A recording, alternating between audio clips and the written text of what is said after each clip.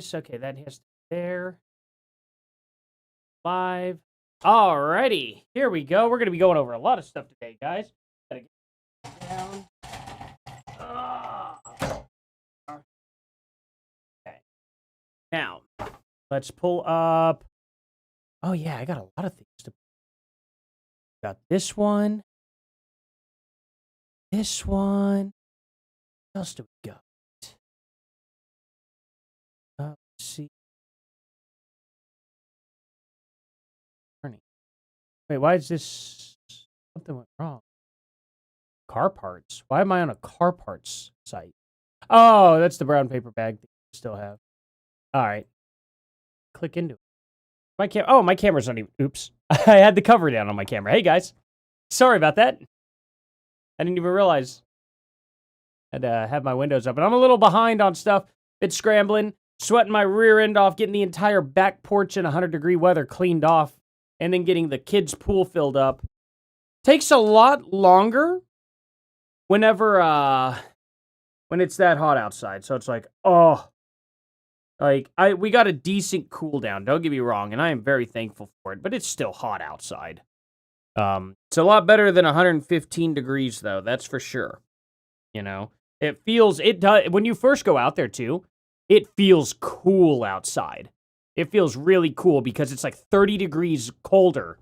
Or, well, probably not quite 30. It's like 20 degrees colder than it has been. So, there's that for sure. All right, what do we got here? I know we have a little something. What happened today? Frankie B99 became a super troll. Thank you so much for that, man. Are you still in here? Frankie still in here? Frankie? Where you at, man? Thank you so much for joining, dude. I really appreciate that. We got Stargazer. We got Pure Madness. We got Tiara. We've got Kansas City Jayhawks. We've got, SK. We've got Velvet Lace. We have... Actually, wait a minute. I could just... No, I won't go to participants because it'll show less. Because some people don't opt in to be participants. So I'll just read the chat here. We have CRXS. Or Crexus. We have Gina Faye. Got... Crimson Wolf. Mr. B.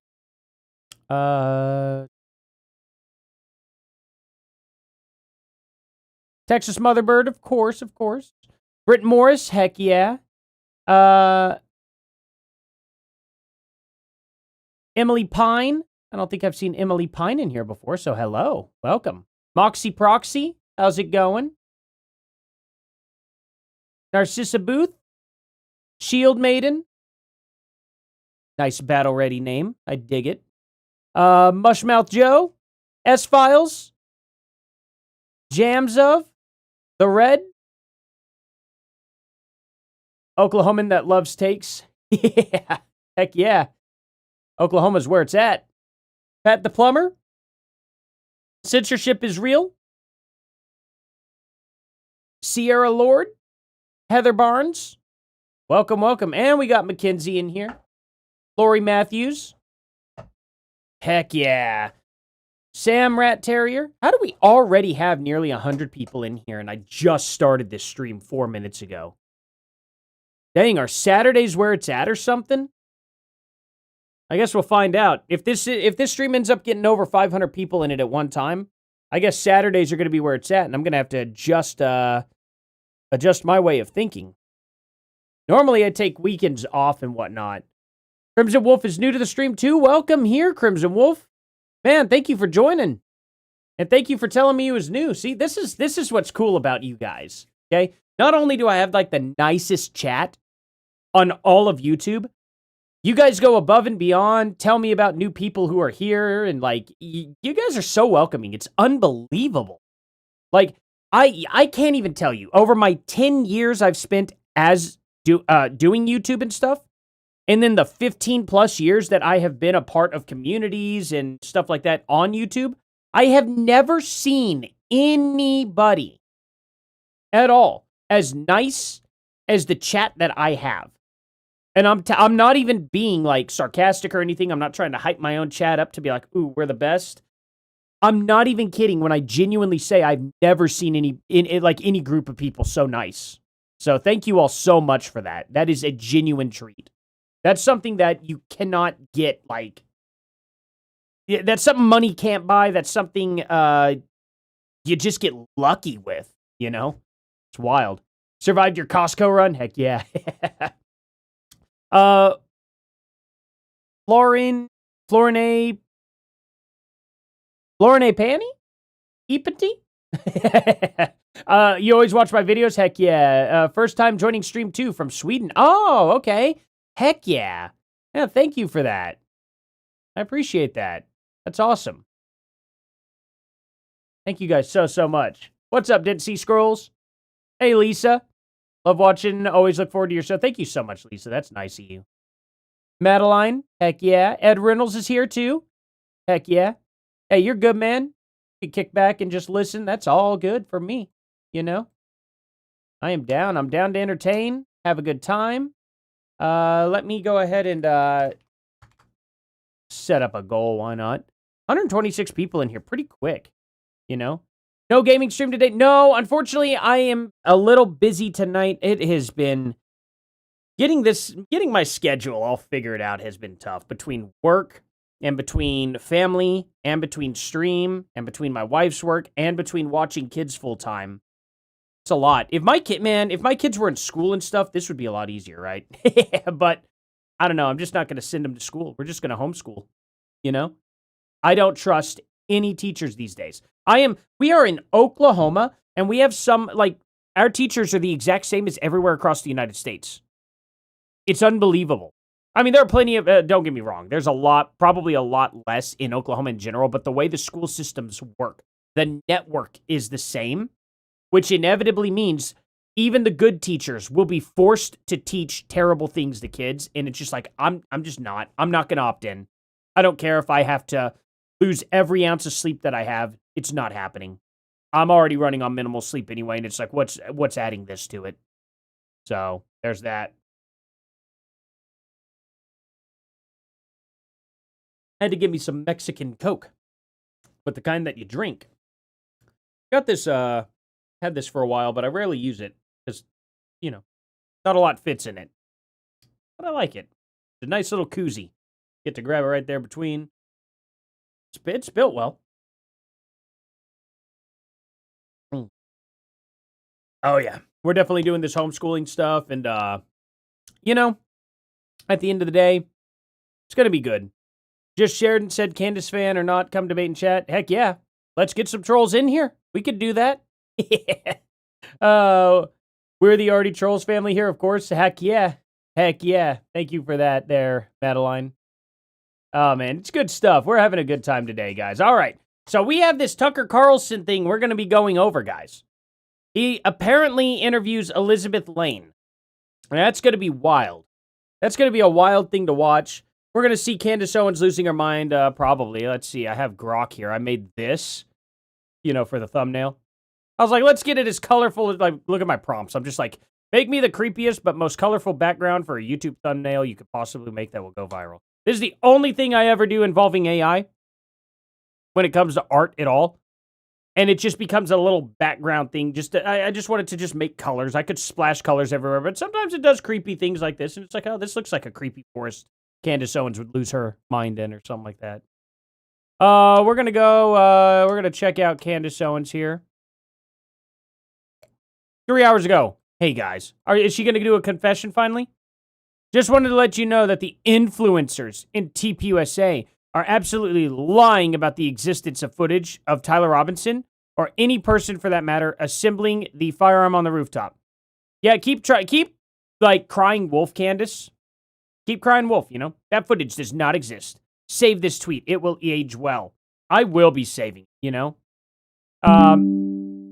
Let's see here. I'm going to go ahead. Candace. I will save this tweet.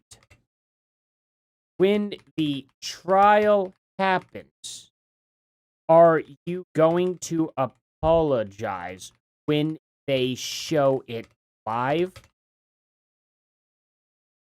I'm very curious because she makes claims. She never backs her claims. And then once things come out, she never once apologizes. Every single time she finds out she's wrong, she never apologizes. So let's see what, has she ever done this? Because she has before. Save this tweet. Let's see how many times she's done this. Instead okay, so Erica has failed in such a bombastic way that they would be fools to not put her in a corner and implore her to keep her mouth shut moving forward. So, okay, save this tweet, it'll age well. That's just going to be dumb. Let's see. I want to find an older one, not from July. Let's see. You could save this tweet. Okay, let's see. This is from March. Video of your lawyer in the sidebar is dropping tomorrow. I don't remember her ever showing any video of anybody's lawyer. That's weird. Huh. Had an appointment this morning that threw my day off. You could save this tweet. You violated confidentiality by telling filthy lies about how the case ended. Thank you, September. I always prefer transparency with the public. What was this about? What is this about? I realize people are not taking me seriously enough when I'm saying I'm not the same person after Charlie's death. I will not suffer. What was this? Settlement agreement and release. What was all this about? Huh. I don't know what this is at all. Kimberly Klasick. What was the... I don't remember much about the Kimberly Klasick stuff. One that's not a video of my lawyer. Oh, I kind of remember. Things are starting to come back. What happened here? I remember talking about her. Oh, well, I don't care enough, to be honest. November 27th, 2025. They have been signaling that a 9/11... Oh, yeah! Yeah! I remember this! Yes! Wait. This, it,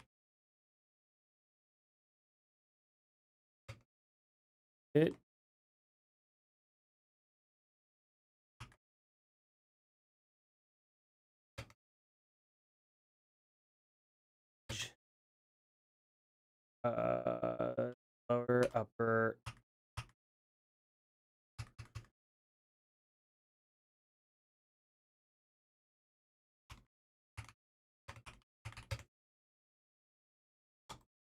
this is so funny. There we go. How'd y'all like that one? Let's bask in it just for a second. Save this tweet. It will age well. Candace Owens. They have been signaling a 9/11 style attack is coming the second week of December. Y'all remember how, like, nothing like that happened at all? You remember that? It's just so crazy. That's so funny. The Whole Truth says, I just ended my own live stream to join here. That's how much I like you. Oh, thank you for that, man. I really appreciate that. Nobody ever has to end anything to come see me. This thing will be here all day, but hey, I appreciate you being here, man. I really do. Heck yeah. We'll do something together here soon. Next week, okay, so dates are not announced yet or anything like that. There's something big coming up next week and possibly the week after. Gil, I don't know if they would have told you or not. You probably know what's going on. You may have a little bit of inside info, but I don't want to spoil anything is what I'm saying. It's nothing crazy, you know what I mean? Nothing like you guys are going to end up finding out like some crazy information or anything. But it's just an event, I guess you could say. Things are happening, and we're gonna put on a bit of a show for you guys, I guess you could say. So there's that. It's just something cool and fun coming. You know what I mean? And I just don't want to spoil it until everything is in the know, you know, or until they're ready for it. I don't want to be the one to break the news of something fun happening when it's not my event, per se. I mean, it kind of is, but I was more like invited. You know what I mean? So we'll all have a good time. But you all will be there for it. You guys will be there for it, I promise. You want a hint? I'll give you a hint. It involves Paramount Tactical. There you go. We're just planning some fun for you guys. You know, a little bit of a, how could I even describe it? Like I said, it's just going to be fun. It's going to be fun. It's nothing like breaking news or anything like that. We just decided, you know, like, hey, things are happening and why, you know, we're going to do some interesting stuff. Is it a candy cult re-education ceremony? That would be great. Nah, it's nothing like that though. It's kind of though. I guess you could say kind of. Kind of. It's more like we're gonna have a lot of fun. I promise. And it'll all be taking place on Paramount Tactical's channel. For the most part, I'll be doing my like normal like kind of stream during the time, but I'll have to, you know, I mean, it'll be over there. Like it's I don't know how to describe it any better than that. But trust me on this, you guys are gonna like it. I promise you all will like it a lot. A lot. And you guys will just have fun. It'll just be a great show. So, as long as Verum isn't invited. I mean, I had fun with Verum, to be honest. I had fun with him. At least he was nice. But listening is not, you know, it's funny. I know every single position of Candace Owens and every one of the people that agrees with Candace Owens. And yet, they don't know our positions. Who does that sound like to you? Oh, yeah, leftists. Leftists. See, leftists don't actually know what MAGA is doing, but what they do know is it's bad. So that kind of falls into the whole, like, well, you know what they're not doing. And what MAGA's not doing is agreeing with the left, so therefore they're bad. That's the same logic Candace Owens uses, right? Candace Owens is like, well, I know that's not Tyler Robinson. And it's like, well, how could you possibly know that? Well, I just know it's not him. Well, then who is it? I know it's not him. Okay, great. So nothing. You know nothing. Like, people don't know what something isn't if they don't know what it is. Because you can't say it's not something if you don't know. That's the funny thing about it. But that's the leftist tactic. And how is it that the entire pro-Candace side just so happens to use all the same tactics that the left does? It's an illusion. I don't think right-wing people are on her channel really anymore. Maybe a few of them have fallen for it, but that's kind of the point. That's the whole point of what they did. It's just so good. Oh, I love this. Save this tweet and it'll age well. That just makes me laugh instantly. Like, it's so good. But anyway, if we have time, I did watch a fun Asmongold video because he's very entertaining. We're going to be watching some of this maybe, but for now, we're definitely going over the Elizabeth Lane stuff. If I can't get through all of this, then on Wednesday, well, maybe we'll do at least half of this, and then maybe Wednesday we'll pick up the other half. It just depends. But, wait, what's this? Denise says, you are going to believe this from a guy calling himself Artie Trolls? Believe what? Because we don't do, hey, Denise, believe it or not, we don't do belief here. Like, I have beliefs, but I don't push them on people. I don't talk about ideology. I don't talk about beliefs or anything like that. I talk about hardcore proof, hardcore evidence. That's really it, you know? So what do you mean you guys are going to believe Artie Trolls? I just want some clarification. I'll give you the floor. Once you want to once you type up your response and all. Let's I want to get through this without the theme song because I don't want to get copyright stricken. I wonder if Tucker Carlson's still doing his thing where he's striking people. Dang it. Really? Okay. Is this intro long? Blaine, thank you so much for doing this. Thank you. So I was thinking about, okay. So even 7 seconds in, okay. this interview. 8, I never preemptively. 9. Okay, there we go. Elizabeth Lane, thank you so much for doing this. Okay, so that's how you start. So Elizabeth Lane, thank you for doing this. So we're not missing anything there now. Cool. I'll get this going. Let's get the full screen up. I'll put myself right here in the middle, and I'll shrink myself because I ended up making myself in a thumbnail, which is why I got so high up there. Okay, let's see if I got a response. Did I get a response from the person? From Denise. No, Denise, you still have not responded. Is there any chance that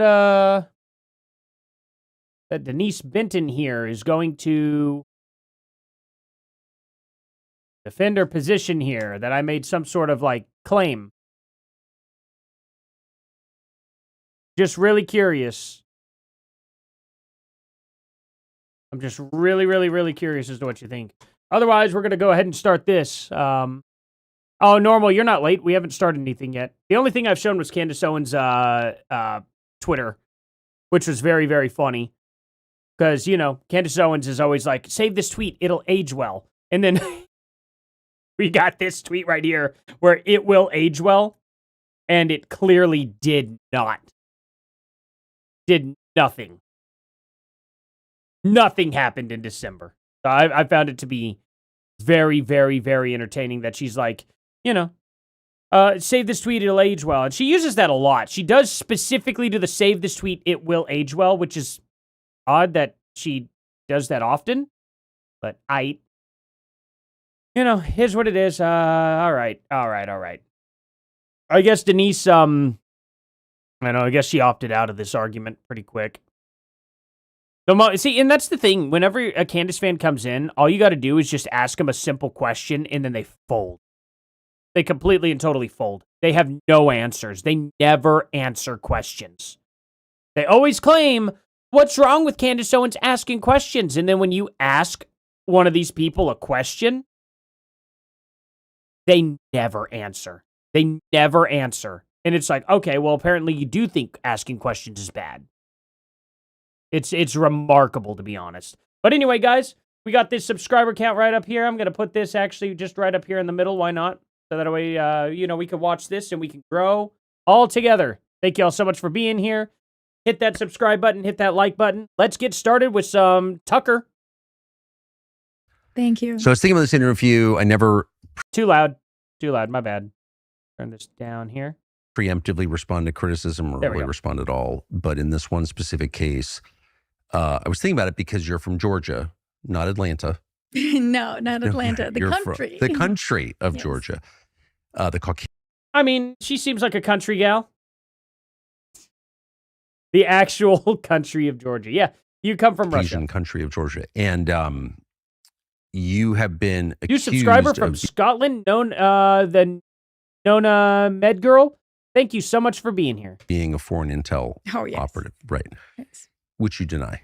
Of course. I just want to say out loud, I don't care.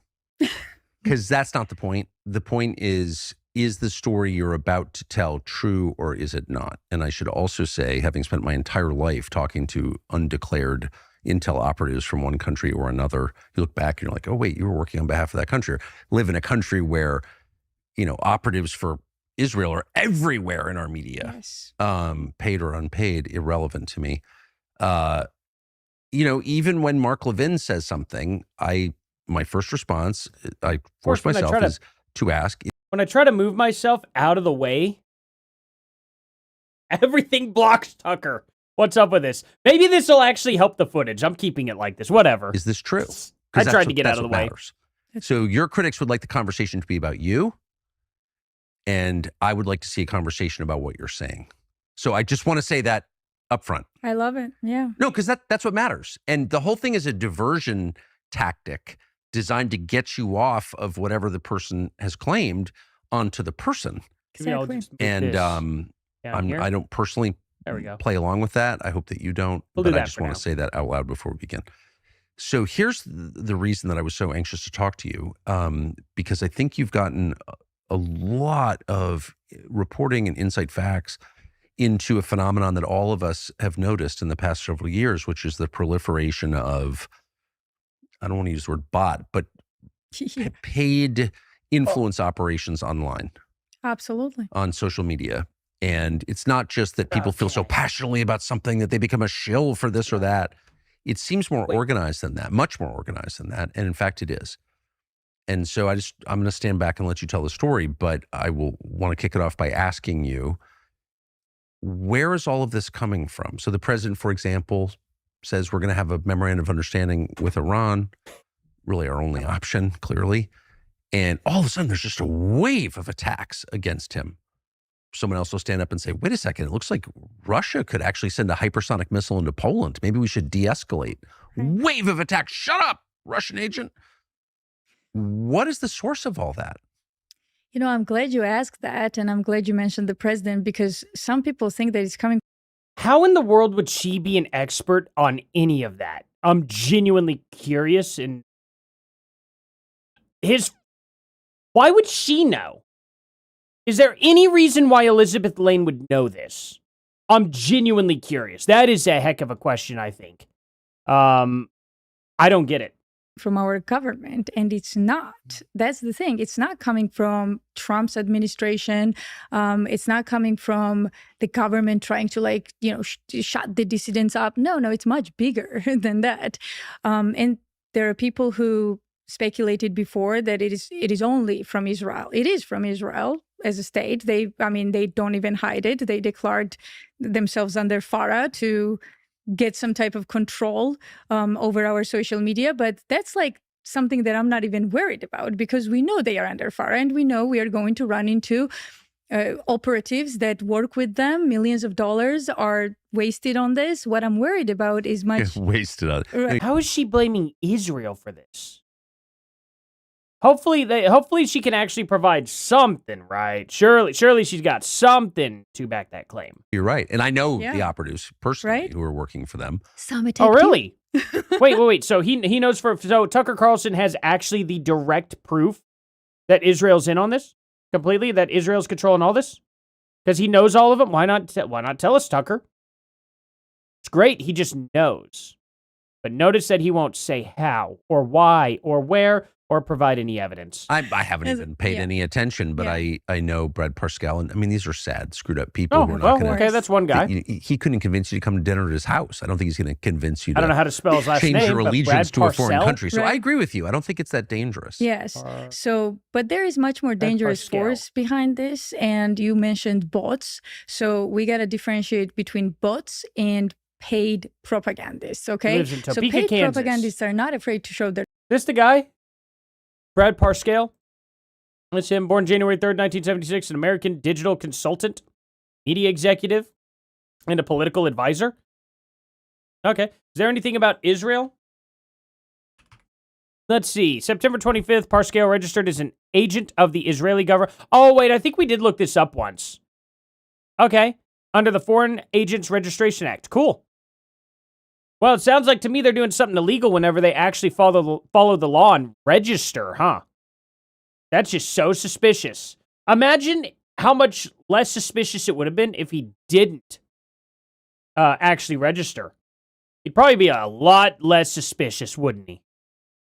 So silly. Their faces. They are actually out there speaking openly about Israel and how we should support Israel over the United States. But bots are way more dangerous because they are faceless and they operate in the shadows. They get information about family members and information they, by the way, should not have, some of this. And somehow they utilize like a this medical number? X, Facebook, Instagram to put it out there and ruin independent journalists. And by ruin, I mean they lie. They flat out lie, make up stories, and somehow that story ends up on big newspapers in the United States. Yes. And I'm about to tell you how that happens. May I ask, just for a more precise definition, what is a bot exactly? So bot is somebody who's like faceless, some avatar. That is not a bot. That is not a bot. Instantly, you're wrong. That is so incorrect, it's ridiculous. That is just an anonymous person or a sock puppet account, not a bot. At least it's still a real person behind it. A bot is a complete and total, like, fake person. It's not even real. It's just like AI or an old school bot that doesn't really, they never worked that well until AI came out. Bots are really good now. So it's more than likely AI, but that's insane. Yeah, she literally doesn't know what a bot is. And she's out here trying to explain it. This makes her look incredibly dumb. So, very, very, very crazy. Funny thing about it is, though, really, like, how would I put this? Like, shoot, what was it that we just... So bot is some big newspapers in the United States. States. Yeah. Okay, so we were talking about the people that were ruining their lives. The good thing about all that is I don't really have social media. So good luck. Good luck. I'm it's amazing how when independent journalists and stuff like that don't really participate in social media all too much, or any podcasters, when they don't do that, all of a sudden it's just like a lot less problems. It's wild how that works, huh? And I'm about to tell you how that happens. May I ask, just for a more precise definition, what is a bot exactly? Here we go. So bot is somebody who's like faceless. Some avatar will be on the on this type of... Is there a person behind that, or is that AI? Sometimes. Mostly it's AI, but there are real people behind it too. And you can... that's a sock puppet account if it's a real person. Tell by how they respond to the comments, right? Some are just actual paid bots that are there to be vicious and respond to people. And those are human beings. Those are human beings. And there's like not a bot, another part of it where just AI generates the same exact responses. And that's why you see when you said, well, we got to have some deal with Iran, and the same exact responses go out, like those are bots, like exact same sentences, right? Those are bots. Whether they're human or not doesn't matter. It doesn't matter. But always human operates, even these bot farms, right? There's always some corporation or company that operates. No.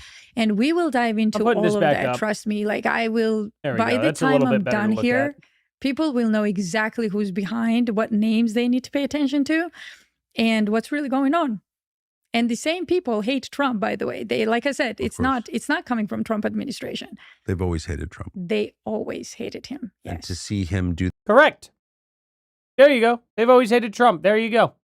It's almost like this is a way to sabotage Trump. But, you know, sometimes they say the quiet parts out loud. They're bidding wittingly or unwittingly, you know, consciously or unconsciously, intentionally or against his will. It doesn't matter. It's the most sad thing. Yes. So, like, to make it, you know, people like easy enemies. Like, people like to point fingers like, oh, well... Is she considered an easy enemy, but not for the same reason that you would normally call someone easy? He's evil. Let's fight him. But people don't just like making jokes, guys. They don't like the web. They just want easy answers. Like, who's the enemy? We go fight, right? Unfortunately, that's not how real life works. Sometimes it's more complicated. And this is why I got to start with a story so that we can get to current situation and how we ended up And that's here. part of the appeal of hating Israel, is that it makes it very simple. Israel's committing genocide. Obviously, it's an evil country. I mean, yeah, they're committing genocide by letting people leave before they bomb. That's probably the worst idea of a genocide I've ever heard of in my life. But yeah, keep clinging to that story, Tucker. I'm sure eventually, if you say it enough times, it'll become real. How about you get any evidence, though? Why not actually show proof? Well, last time we went over this, Candace Owens was like, there's a death field. They funnel these people into these death fields, and then they gun them down. Watch the video. And then you see, like, someone kind of starting to get unruly, and then they're firing live rounds into dirt. Never once hitting a person at all. Not even once do they ever hit a person. And they're like, everyone, order, you know? And then it turns out that it's like, oh, it was a food line. And all these people, they're really hungry. So they're all trying to push to the front of the line at times, and they're like, hey, we have to have order because guess what? It takes one form of ruckus in order to make it to where, you know, if someone is a Terry that's on board, all of a sudden many soldiers lose their lives. So they have to try and keep order. They're just giving them food. Not once did anybody die in those fields at all, so I don't know how they're death fields. It makes no sense. Candace is like, these are death fields. And all they did was hand out food. And then fire live rounds and people would get unruly without hitting anybody. Crazy how that works. Oh, look at all the buildings they're destroying. I guess you could say it's a genocide if you're talking about buildings only. I guess they are genociding buildings. Those poor buildings, man, they should have reproduced faster, I guess. Like, what are you talking about, man? Buildings aren't to people, though. You can't genocide those. They're committing genocide, so, like, they're evil. True. But it doesn't mean that they're running the entire world, because they're not. They're not. I know. I know you do. And so first, let me thank you for everything you are. So if that's sarcasm, where he's like, well, they're not running the entire world.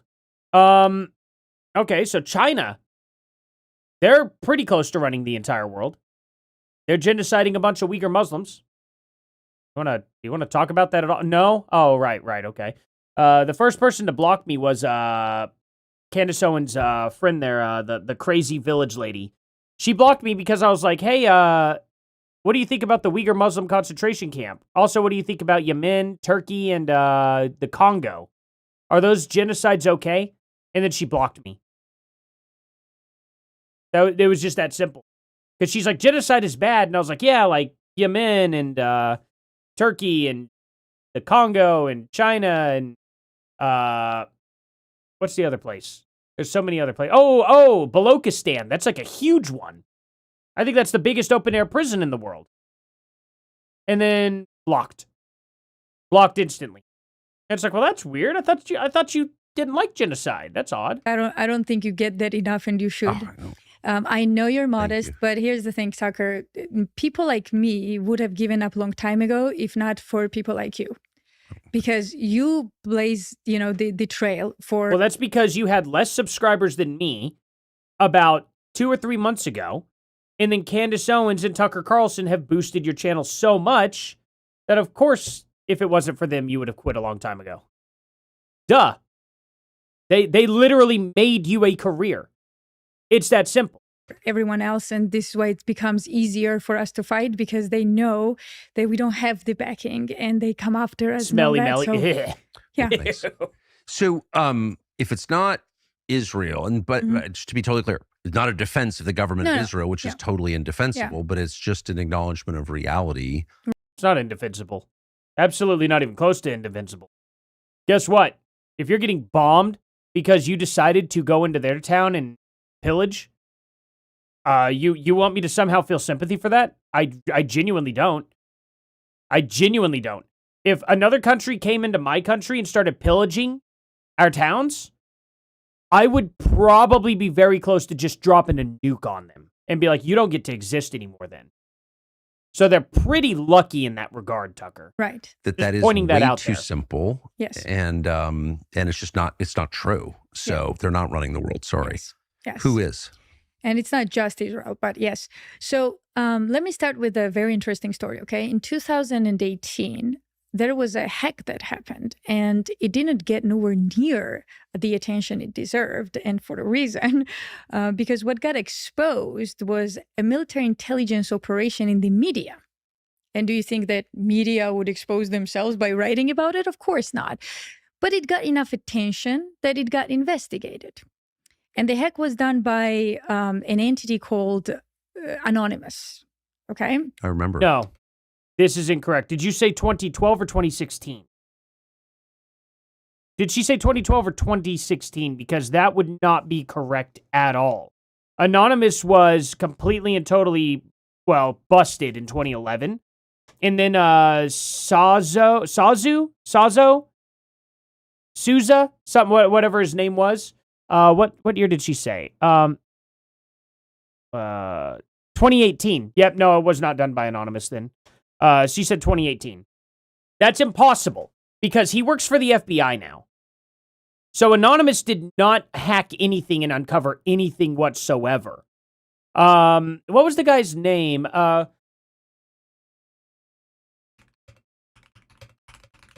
I'm going to find his name real quick. It was Hector Xavier Monsegur. He went Sabu, S-A-B-U. So Anonymous has been done since 2011. So when you see Anonymous today, it's fake. So there was no hack. There was nothing like that. Just pointing that out there. Anonymous is just a LARPing influencer now on X and on Facebook. I'm not even kidding. They share things like, look at this completely clear piece of glass that's actually a solar panel. This is crazy. And it's just like, oh, okay. Yeah, that sounds like what Anonymous used to do. Nah, Anonymous has been gone since 2012 officially. So Sabu has been working for the FBI since then. Anonymous is not Anonymous anymore. It's just some LARP account. Remember Anonymous that they destroyed? Like Anonymous doesn't really exist anymore. No. So neither does LiveLeak or any of the... Right? Yeah. Yes. Yeah, see? Exactly. So I know my history on this stuff. Integrity Initiative. And the Integrity Initiative was a project ran under Institute of Statecraft. Okay? Well, no one knew what the heck Institute of Statecraft was. It was a think tank, obscure think tank, doing its own thing. But once the exposure came out, people started paying attention because we realized how big and deep the issue ran. So some journalists that you might know, Max Blumenthal, for example, and others, actually got on this case, and they were like, this is more serious than they are. Yeah, Max Blumenthal, the very famous extremist left-winger that accepted money from Iran. Yeah, we know him. Telling us about thousands of emails and his wife. came out and documents. And we learned that Institute of Statecraft was running a military operation in the media using resources to go after politicians and independent journalists, smearing them, writing the chain of articles so that they can prevent certain politicians from obtaining power in different, not just one, but in different countries and parliaments. One of them was Jeremy Corbyn, for example. I'll dive into that too. So first, let's talk about the.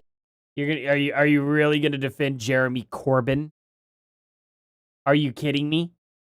The UK's version of Bernie Sanders, for real? Okay, let's hear this one. Statecraft and what it was.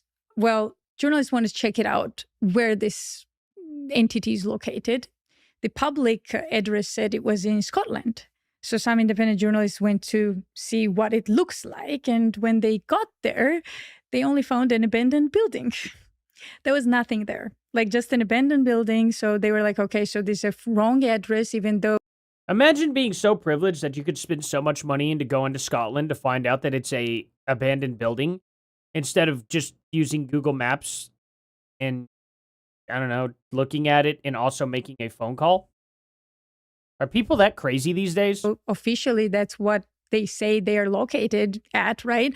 So they go back and they dive into these documents that got hacked, and they finally found the real address. And it was 2 Temple Place, Central London. It was a former house of Knights Templar. And then they call other people conspiracy theorists. It's just very funny. But yeah, they picked the place. I didn't.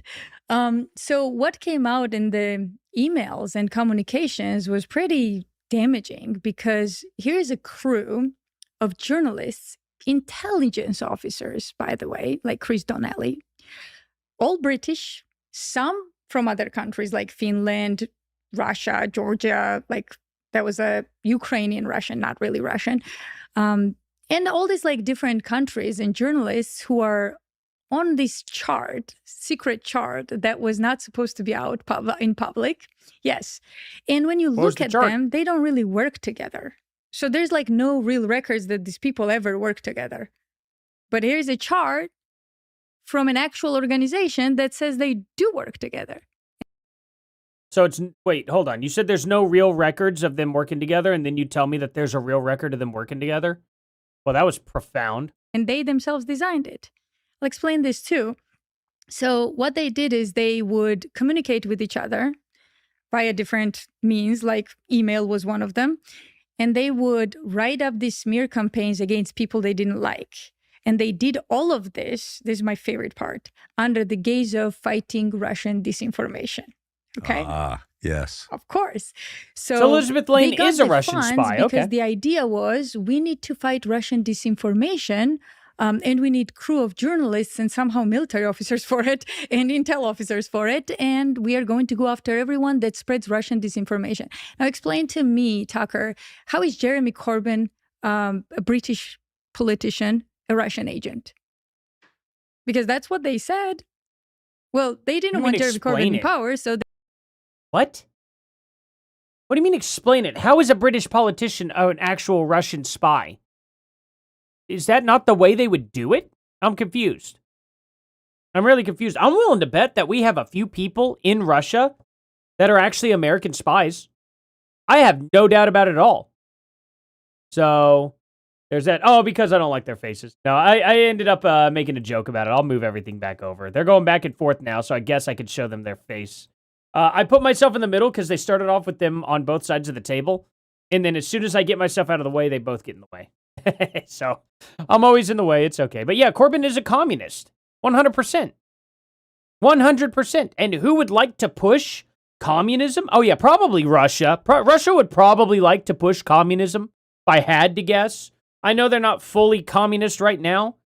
But if I had to take a pretty good guess, I'm willing to bet that they probably are wanting to go back to that way. That's probably why they're taking Ukraine or trying to take Ukraine. It's probably why they're trying to get the whole old SSR back going, or the USSR, back together. Trying to get the band back together. They're partnered up with China, who's communist. They're partnered up with, well, pretty much every single dictator in the world. They're partnered up with Cuba. They're partnered up, every communist country you can imagine. They're partnered up with. Vlad was, he's fully KGB. He was absolutely a KGB agent. And, it's just crazy, right? So, I don't know. It's interesting. They started smearing the guy, writing articles like Jeremy Corbyn is like spewing Russian propaganda. He's an agent. He's Putin's lover. He's Putin's puppet.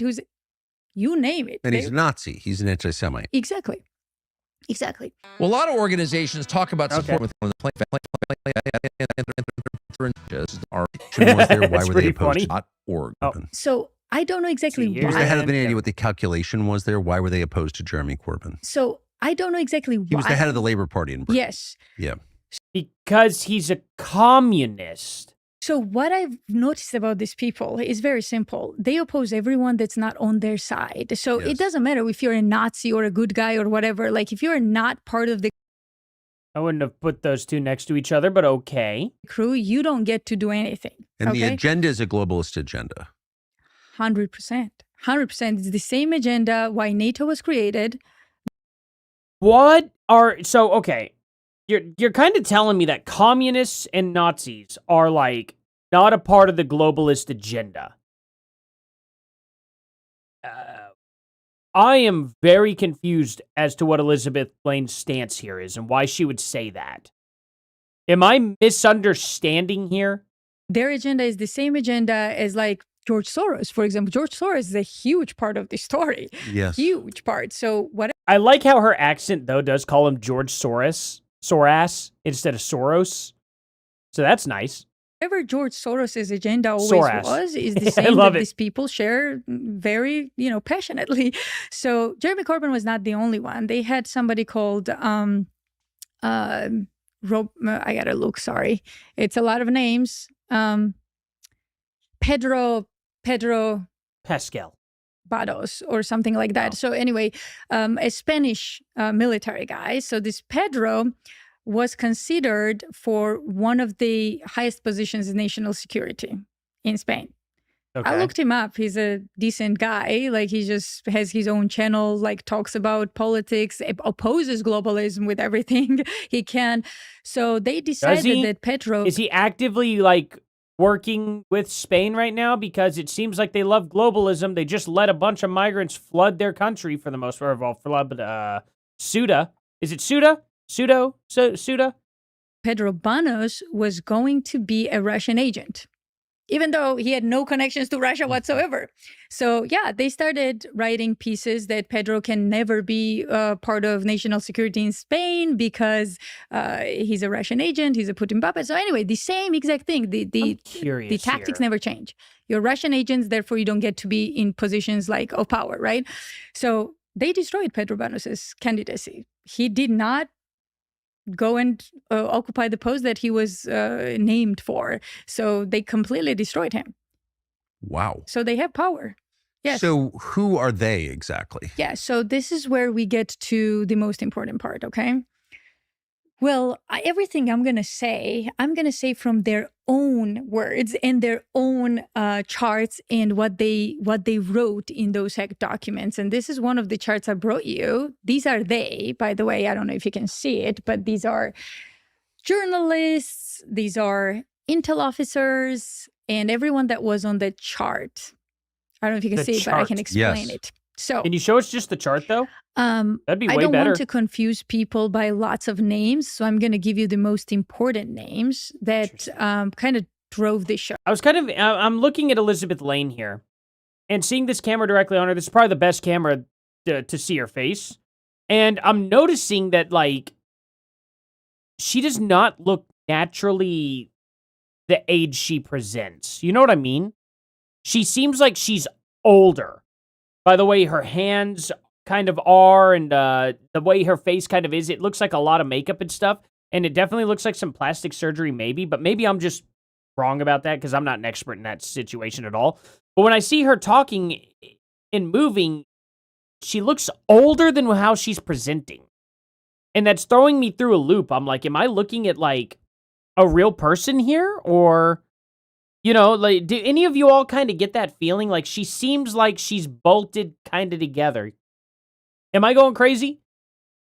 I don't know. I wonder how old she actually is. Oh, right. And I can't find the info. Chris Donnelly was one of them. And Chris Donnelly is a British army intelligence officer. Oh. He was the one who got the funds in all for fairness, something I look older called than I am Integrity too, so Initiative. that. And you know who paid the money? British Foreign Office. Yes. Wow. So you have a think tank running an operation in the media that is funded by British Foreign Office, and we know nothing about it. Okay? And its stated purpose was what? Just to fight Russian disinformation. But they are doing it through intel officers. That's crazy. And like, I mean, how is that justified? And they have these journalists assigned in every country, which we will talk about. As you can see, there's a network management. Why do you have a Satan So they have these journalists on your, or whatever, you got a trident on your arm here. That's weird. Assigned to different countries with the teams, how they're going to fight this Russian disinformation, right?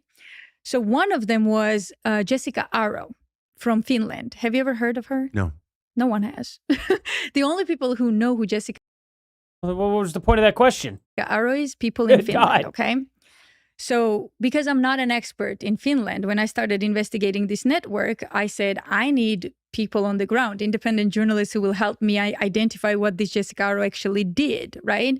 How is it when you had your channel, less subscribers than me, that you had the resources to be doing this? I'm really confused.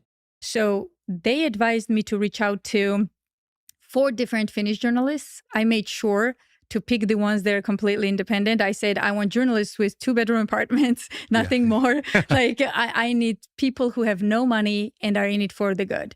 So they advised 4 different people, okay? 2 of them knew paying them slave wages. That's how she did it. Okay. each other. The other 2 was on the other side of the political spectrum, so they didn't really communicate, which is exactly what I wanted because you're getting 2 different perspectives. I kid you not. Every single one of them, when I mentioned this hack, said, look into Jessica Aro. Without exceptions. Every single one. This is the woman you need to look into. She's a deep state operative. So then So then I started asking, what did she do? And one of the journalists said, well, she ruined independent journalists and their careers and their lives. Yeah. So I'll tell you her direct story coming from her own mouth, okay? She said she had a nice career, like you did. Her name was Jessica Aro.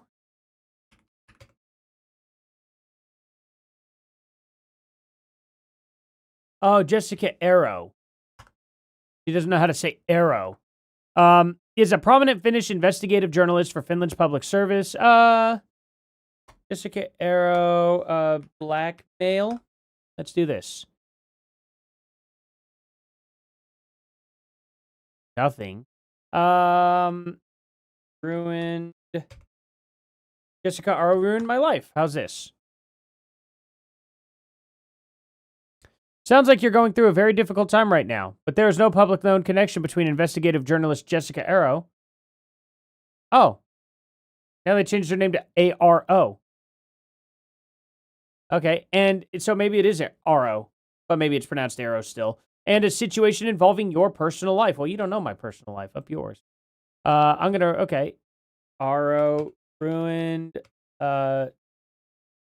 journalist's life. Investigative journalist Jessica Aro did not ruin a life. Rather, she was the target of a massive year-long online hate and defamation campaign by pro-Kremlin trolls after she begun reporting on Russian disinformation networks for the Finnish broadcaster YLE.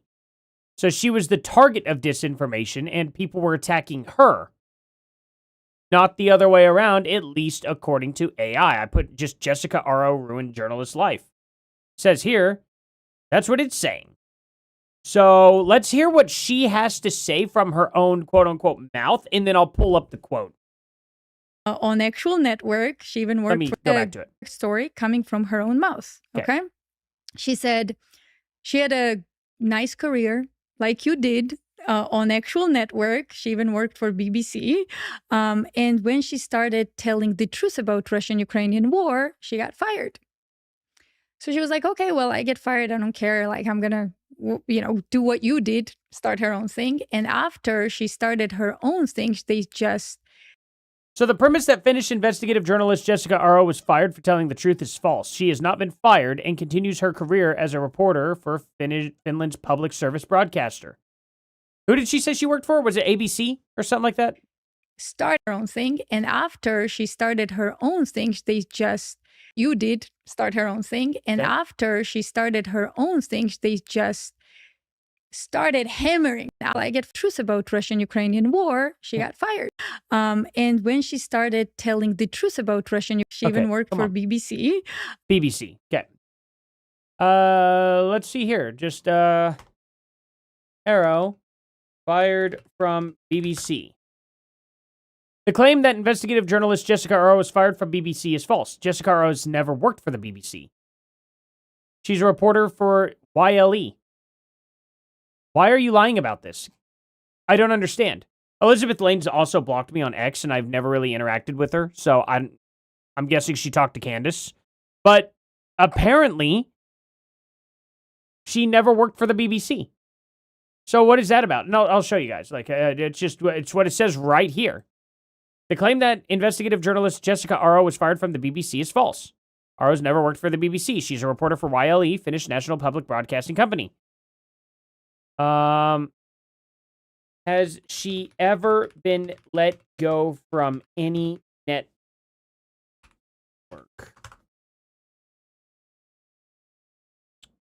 No, Jessica Aro has never been fired or let go by any news network. Huh. Let's see.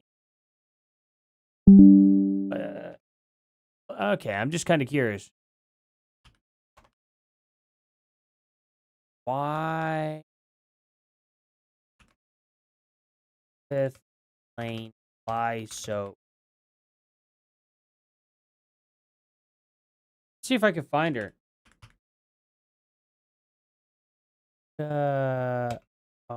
Aro. There we go.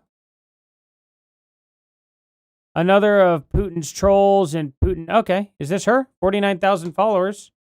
Yo.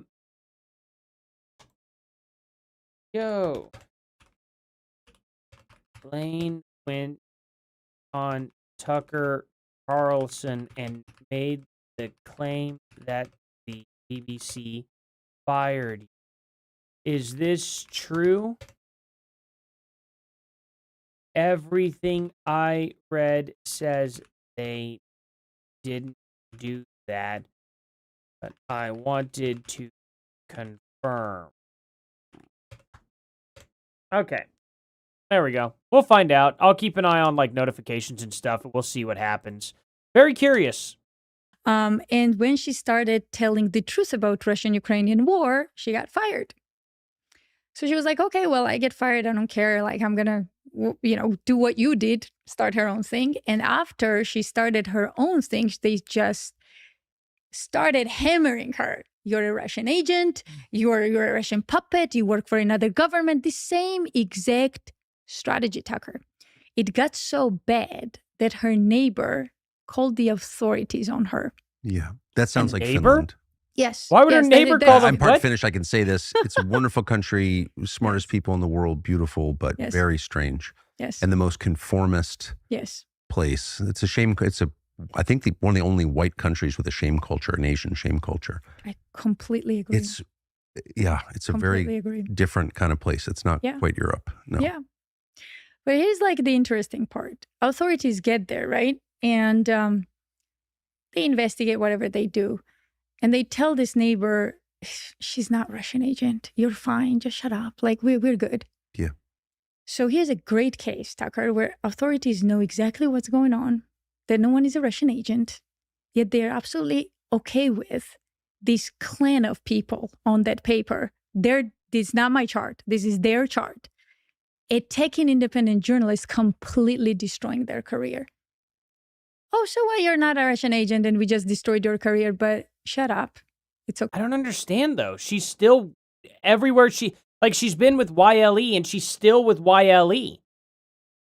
How did they ruin her life? Like, I'm so confused. Like, homeownership has always been at the center of the American dream. And ability okay, why'd she make that story up like that? And their support American out of their credit called financing based in the UK. Net/Tucker. It's interesting that they would. Net. So this is a group based in the UK, funded by the UK Foreign Office. Not only UK, as you can see, there's like let me show you. But it's interesting that they feel they have to crush someone in Helsinki. It's a country of 5 million people. Yeah, like, well, why do they care? also crushed people. Let me read this to you. So they have one in Visegrad countries. They have Ukraine. They have Baltic countries. So these are clusters, Tucker. They assign their agents, or whatever they call like themselves, they assign their journalist agents to every country. So they have clusters in Baltic countries. They have clusters in Georgia. Oh, long live liberty. I see you said that the main bad guy there from World War II was dead before the Young Turks started their dumb show on YouTube. I don't know if you're joking or not, but the Young Turks, that's the big controversy. The Young Turks were a group of people who genocided Armenians. And then Cenk Uygur named his show after that, knowing that. So that just a fun little tidbit for you. That's why it was such a controversial thing that they did. But yeah, what are y'all talking about though? I kind of missed it. You said I must have missed that conversation. Sorry, Ukraine, but so I just wanted to point that out. In Finland and other places, and one is in the United States, and we'll talk about that too. And this is how they operate. Now, because there are a lot of names, and all these journalists are little, operators of these people. Also, why is your watch so loose? Like, can't you just take a link out and like fix that? You have a linked watch, and it's rolling around your arm. Go out and bake nuts. a new article just about Tucker Carlson or something, so that people think that you are a Russian agent or Qatari agent or whatever. That's what they do. Facing it, this is but the from a network different they group have. now. So the part that I want to is it Armenians though that they're targeting? I thought they were targeting a different group too, but it's still in Turkey. Talk about is the names that are most important here. Okay. Chris no problem. Long live liberty. Because Guy is a British, intelligent. It's a big controversy. Cenk and Anna. So Anna Kasparian is Armenian, and she's the guest on the show, or the co-host, not the guest. But it's funny when that gets brought up, they always shut her down and don't let her speak. It is the most crazy thing I've ever seen. It's absolutely hilarious. And Candace Owens just had her on her show too.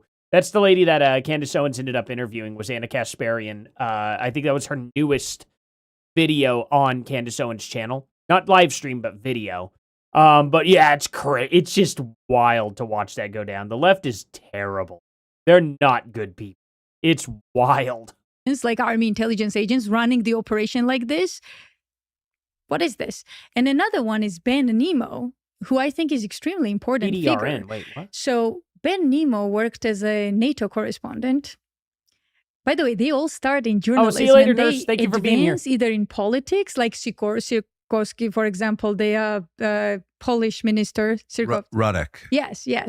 Anne Applebaum's husband. Yes, Applebaum? Correct. Did you know that he also started as a journalist? What a name. I remember when he was a journalist in the 1980s, writing for National Review magazine. Good stuff. There you go. Yeah. So all of them do, Tucker. And if you look at this chart, then they move up. So they start as journalists, and then they do their due diligence there. And then they get promoted in different places like OpenAI or NATO or something. And I'll tell you Ben Nemo's case. So I looked into Ben Nemo, and I was like, this guy is very interesting. He starts as a correspondent with NATO, and then he joins NATO's press office as an employee. He then ends up in an American think tank, Atlantic Council, and he works for, get this, Digital Forensics Lab. And what does Digital Forensics Lab does? Well, they recruit little keyboard fighters to fight Russian disinformation on social media. So what happens is Ben Nemo, that just got exposed under British military intelligence operation, running after journalists and attacking opposition in Britain, and attacking some guy in, in Spain, this military guy that they didn't want to get the position.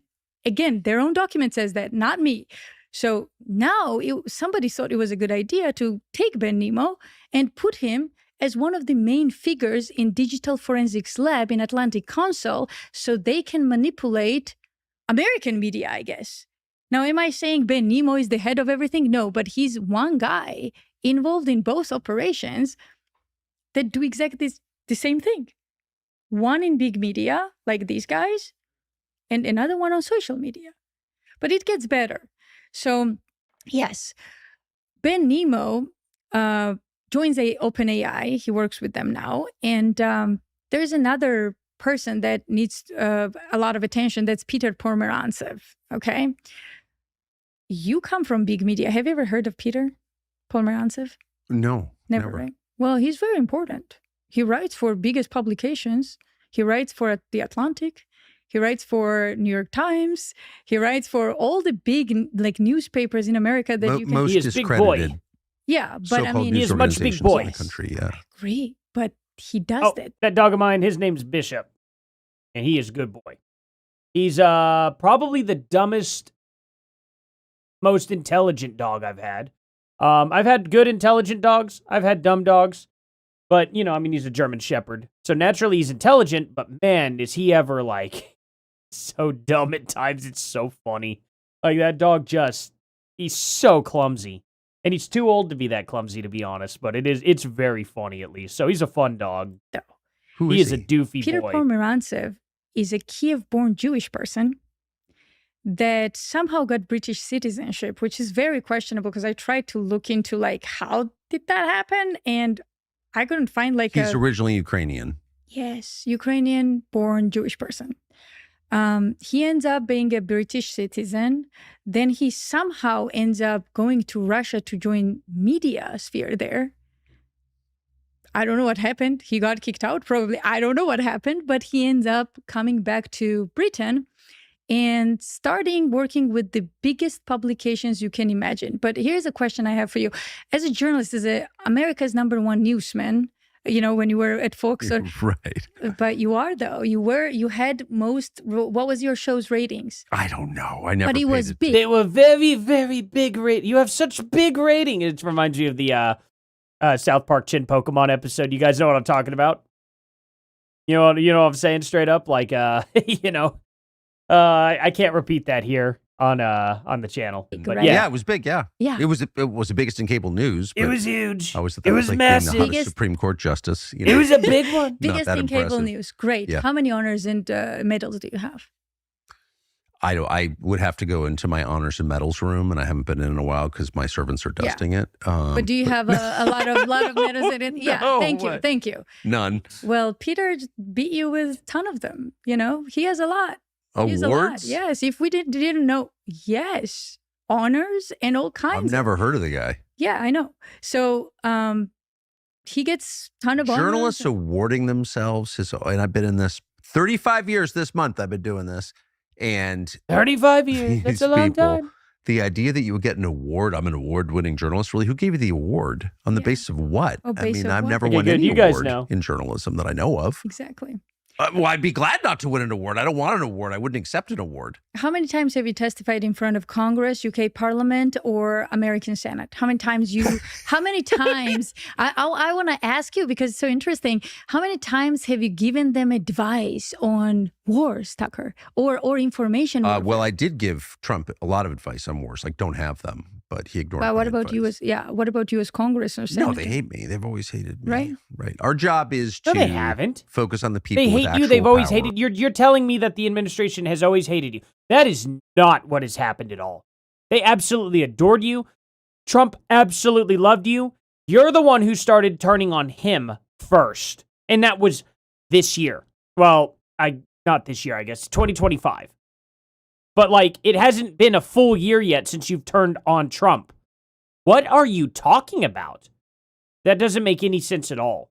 Right. That doesn't who track. Are rating history in real time and assess what they're doing and tell our readers or viewers about it. That's just a really simple job. And so your job is not to suck up to power at all. Right. I agree. Well, Peter Pomerantsev has given plenty of advice to our Congress and Senate. Did you know that? No, I've never heard of the guy. And he's a famous award-winning journalist? Well, he's a famous honored journalist on so many different awards, like honored as like, yeah. So it's hilarious. Yes. It's a pretty small world. I mean, right? Journalism's pretty small. Yeah. So he also, like I said, advised. Here we go with the Joe Rogan claim too. What are there? Only like 100 of us comedians? What are there? Like 100 of you journalists? Small world. Pomerantsev, yes. Pardon, my accent doesn't allow. Yeah. Well, accurate pronunciations. No. I mean, it's a hard last name, right? And so here's an interesting part, though. This guy advised UK Parliament. I mean, he's British. Why do we care? Whatever they want to do. But he also advised our Senate. On what? How to fight Russian disinformation and politics and all that. And there's an actual video. I put it up online where he goes, well, the problem is that Russians like Putin and we gotta address that. And I'm like, wait a second. So a Kiev-born Jewish person is mad that Russians like Putin? Why is that your business? Excuse my language, why is your ass burning that Russians like their president? Who are you? Well, that would be one of my first questions too, especially since you're speaking before I don't actually know if Russia likes Putin or not. I imagine his right now his favorability's down more than it's ever been, at least. But I don't think his favorability went up with the whole Ukraine war. I don't think so. I'm pretty sure it's down massively. But I guess I don't know that for sure. Maybe Russia really does like him. I have no idea. I have not looked into the Russian people and what they think of Putin at all. Because it hasn't really been... Russia hasn't really been on the world stage, front and center, for a long, long, long time. Body that is part of a purported republic. Exactly. Where the people rule, and our whole foreign policy is based on the idea we're bringing so-called democracy to the rest of the world. People should get what they want because they're the owners of the country. And so if your complaint is that the people are getting what they want, but you don't want them to get what they want, so you have to... I ran the kids through the woods, and I think we found a patch of them. Somehow, only I was the one pulling ticks off me, though. Change their opinion of what they want. Doesn't make then sense. You are an enemy of democracy, aren't you? Or am I missing something? You're not missing anything. But these are how interesting these names were, Tucker. And if you think that Peter Pomerantsev was the only one with honors in the wars, let me remind you about Jessica Arrow. Wait, let me just ask, Peter Pomerantsev, the award-winning journalist. Pickled pepper. From Ukraine. Or honor journalists. They like to call award-winning, honored. Yeah, okay, so impressed. Writes for The Atlantic. Yeah. Jeff Goldberg. Yes. Most Russians hate Putin. She lies yet again. Where does he work? So he curious why you picked Elizabeth Lane and not Sean Ryan interview. Wait, which Sean Ryan interview? This one just happened, apparently. Like this is brand new. This was July 31st. So literally yesterday this dropped. That's why I picked this. Did Sean Ryan have a new interview, though, too? Like I said, But how was he connected to this effort, to that? Oh, he was on an advisory board for them. Oh. So he's on an says advisory board, and he's mentioned as an advisor to entire network. He's on an advisory board with like British former military guys and stuff. Wow. Yes. And how much do we know about where the money comes? Doesn't have anyone on. Oh, we know everything. Sean Strickland. When the hack happened. Ooh, I wonder, because Sean Strickland's very anti-Candace. I didn't know he interviewed Sean Strickland 5 days ago. That could be a very fun watch, too. That's like a 4-hour long show, though. That's kind of why it's kind of difficult to watch Sean Ryan, because I would have to stream for 8 straight hours at least to get probably even close to getting through his whole stream. But he did have Sean Strickland on, and I wonder if Sean Strickland brings up Candace Owens at all. I'm going to go through the transcript. We knew exactly who was paying for the Integrity Initiative, and I should say, please check out Max Blumenthal's work on the money part of things. Candace Owens. Oh my God, he does. Like, he does mention Candace Owens. You just had Candace Owens on, bro. That's crazy. That went nuts. Yeah, that's crazy. Blank right there, dude. She's awesome. She's awesome, bro. I mean all that. But, dude, you look at her eyes like, man, that's a crazy A. And I'm guessing B word that it says there. That's one person you don't want coming after you. Oh, yeah, no. And then they laugh. Sure, dude. No way. No way. I'm just going to show this real quick, guys. I did not think that this would be, apparently she comes up 25 more times. We'll see what happens. Yeah, you've been out here fucking crushing it, doing all the right things. You just had Candace Owens on. Excuse the language, guys. He's going to cuss, just letting you know. Bro, that's a crazy. That went nuts. Yeah, that's a crazy bitch right there, dude. I knew he was going to say that. Yeah, she's awesome, bro. I mean that I mean that, but dude, you look at her eyes, like, man, that's a crazy. That's one person you don't want coming after you. Oh yeah, no, for sure, dude. But yeah, man, I've been pumped about this. Yeah, no, I mean, you're out here crushing it, dude. I'm just out here getting hit in the fucking head. Getting distracted by the murder icons. Yeah, there's a lot of there's just a lot of history in here, man. Yeah, no, this room is dope, man. This room, guys, if you ever go do something Sean Ryan worthy, you got to come check out the room. Yeah. Your stuff's gonna be hanging in here too. I think he cusses for a bit, dude. But cool. Yeah, let me give you an introduction. See if there's any other Candace Owens. Let's see. The concrete oversight. I mean, it's just Candace told me that it was done in the middle of a pentagram. I wonder if he pushes back at this at all, but no, they didn't concrete over it. They laid pavers down. They put bricks down over it. They put bricks down over the site. We'll have to watch this later. We may watch the Sean Strickland interview.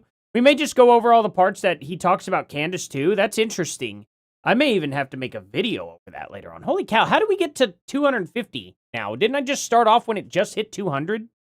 Crazy, guys. Thank you all so much for subscribing. Y'all are amazing. All right, we'll keep on this. So it came from I'm not going to lie, this is boring, though. Amazing. Yes. It's all documented. Like I said, Does it still exist? No, after the hack, they kind of scrambled and they reshaped their operations. The Army and Charlie. Okay, so they start talking about Charlie Kirk here the truth came out, halfway through. So, but another important thing is, and this directly ties to Trump administration and why I supported Trump.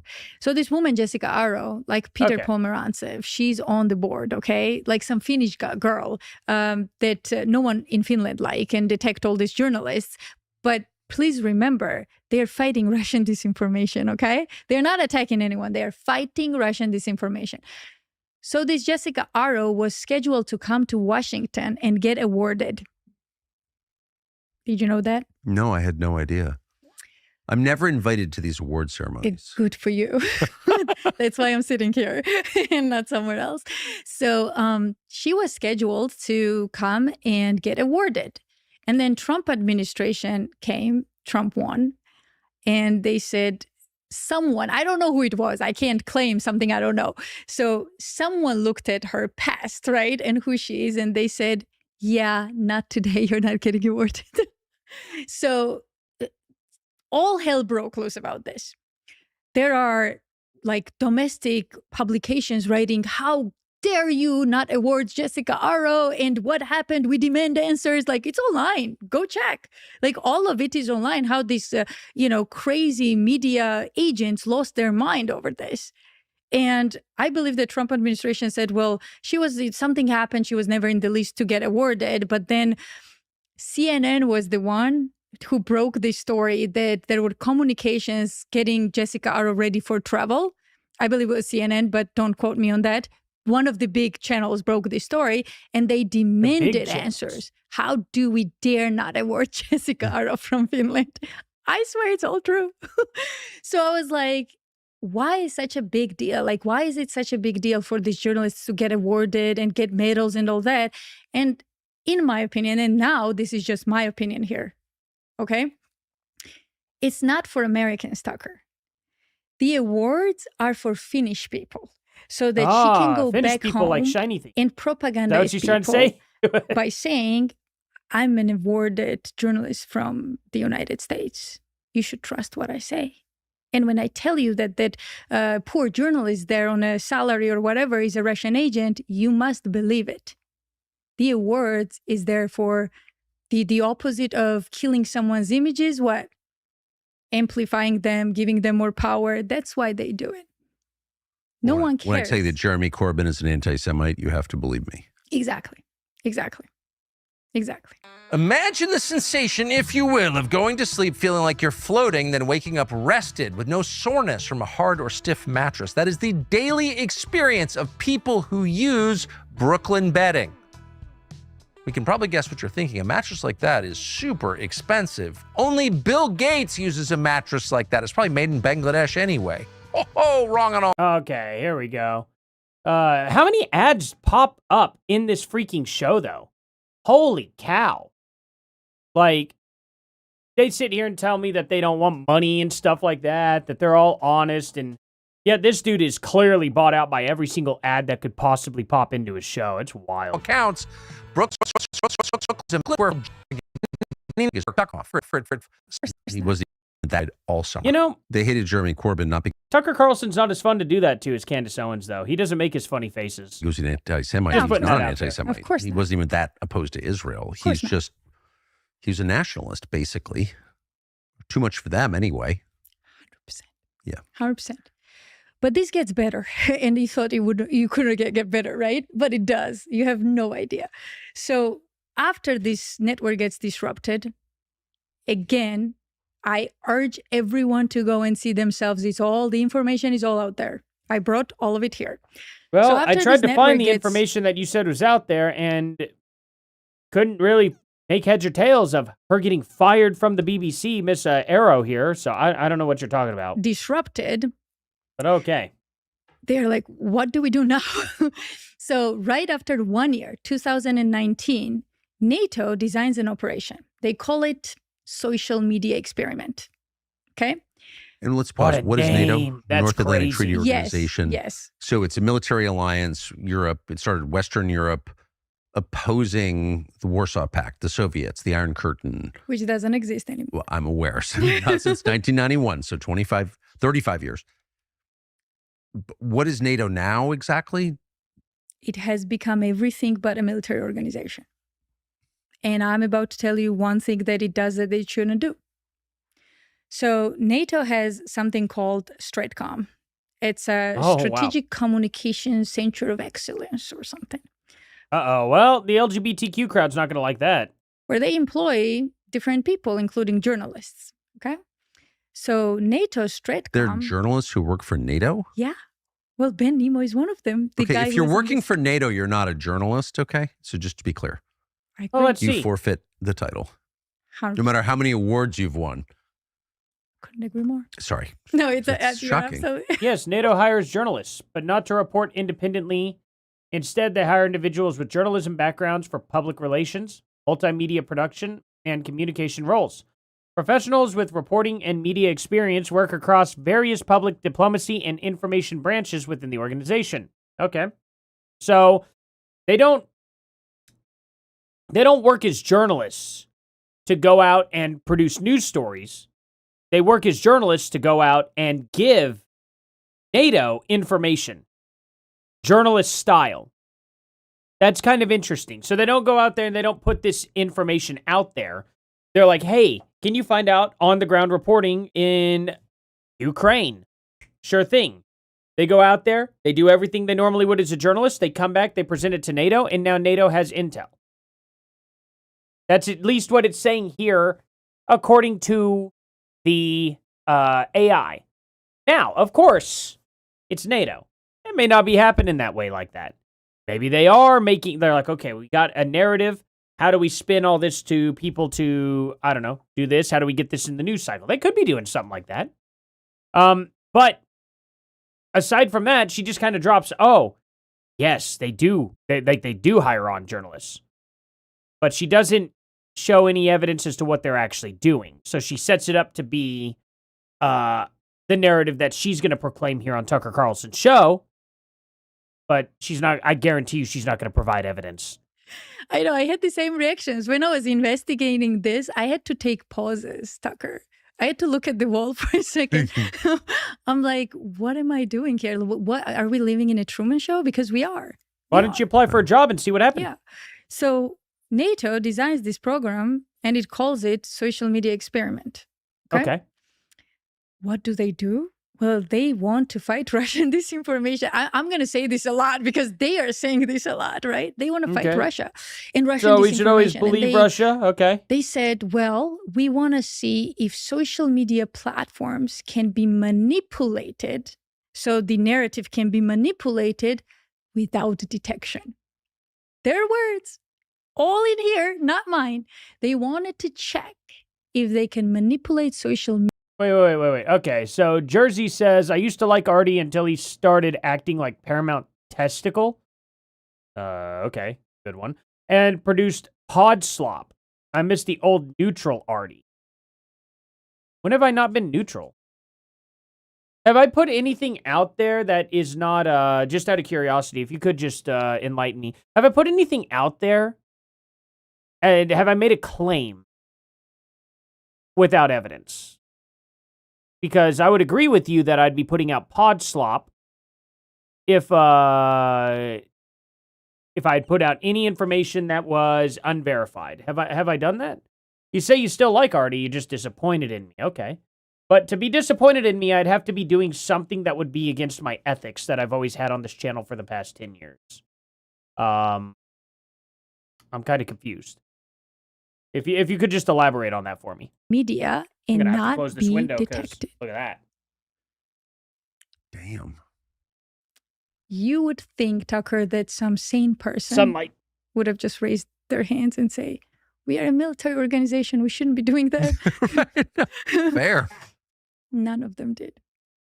So did they attempt to do that? They ran. The operation happened. Yeah. So here's what they did. Let me just look so I don't give you wrong numbers, okay? They bought thousands of, I think it was 500,000 or something, trolls, bots that you called, like when we started the show. They bought fake comments and fake engagement. Fake comments and fake engagement. So they bought fake comments, fake engagement, ton of bots, and they ran the operation.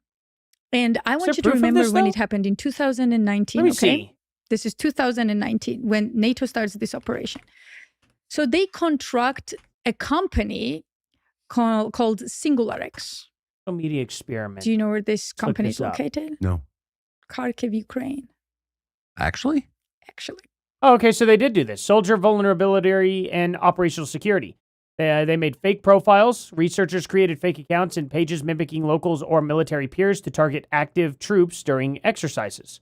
Cheap access, low-cost targeted ads successfully lured service members into leaking confidential deployment details. Oh, okay, so they did this to see how their soldiers would behave. Gotcha. Behavioral risks. Tests showed personal data leakage via dating apps and social media connections created severe security. Yes.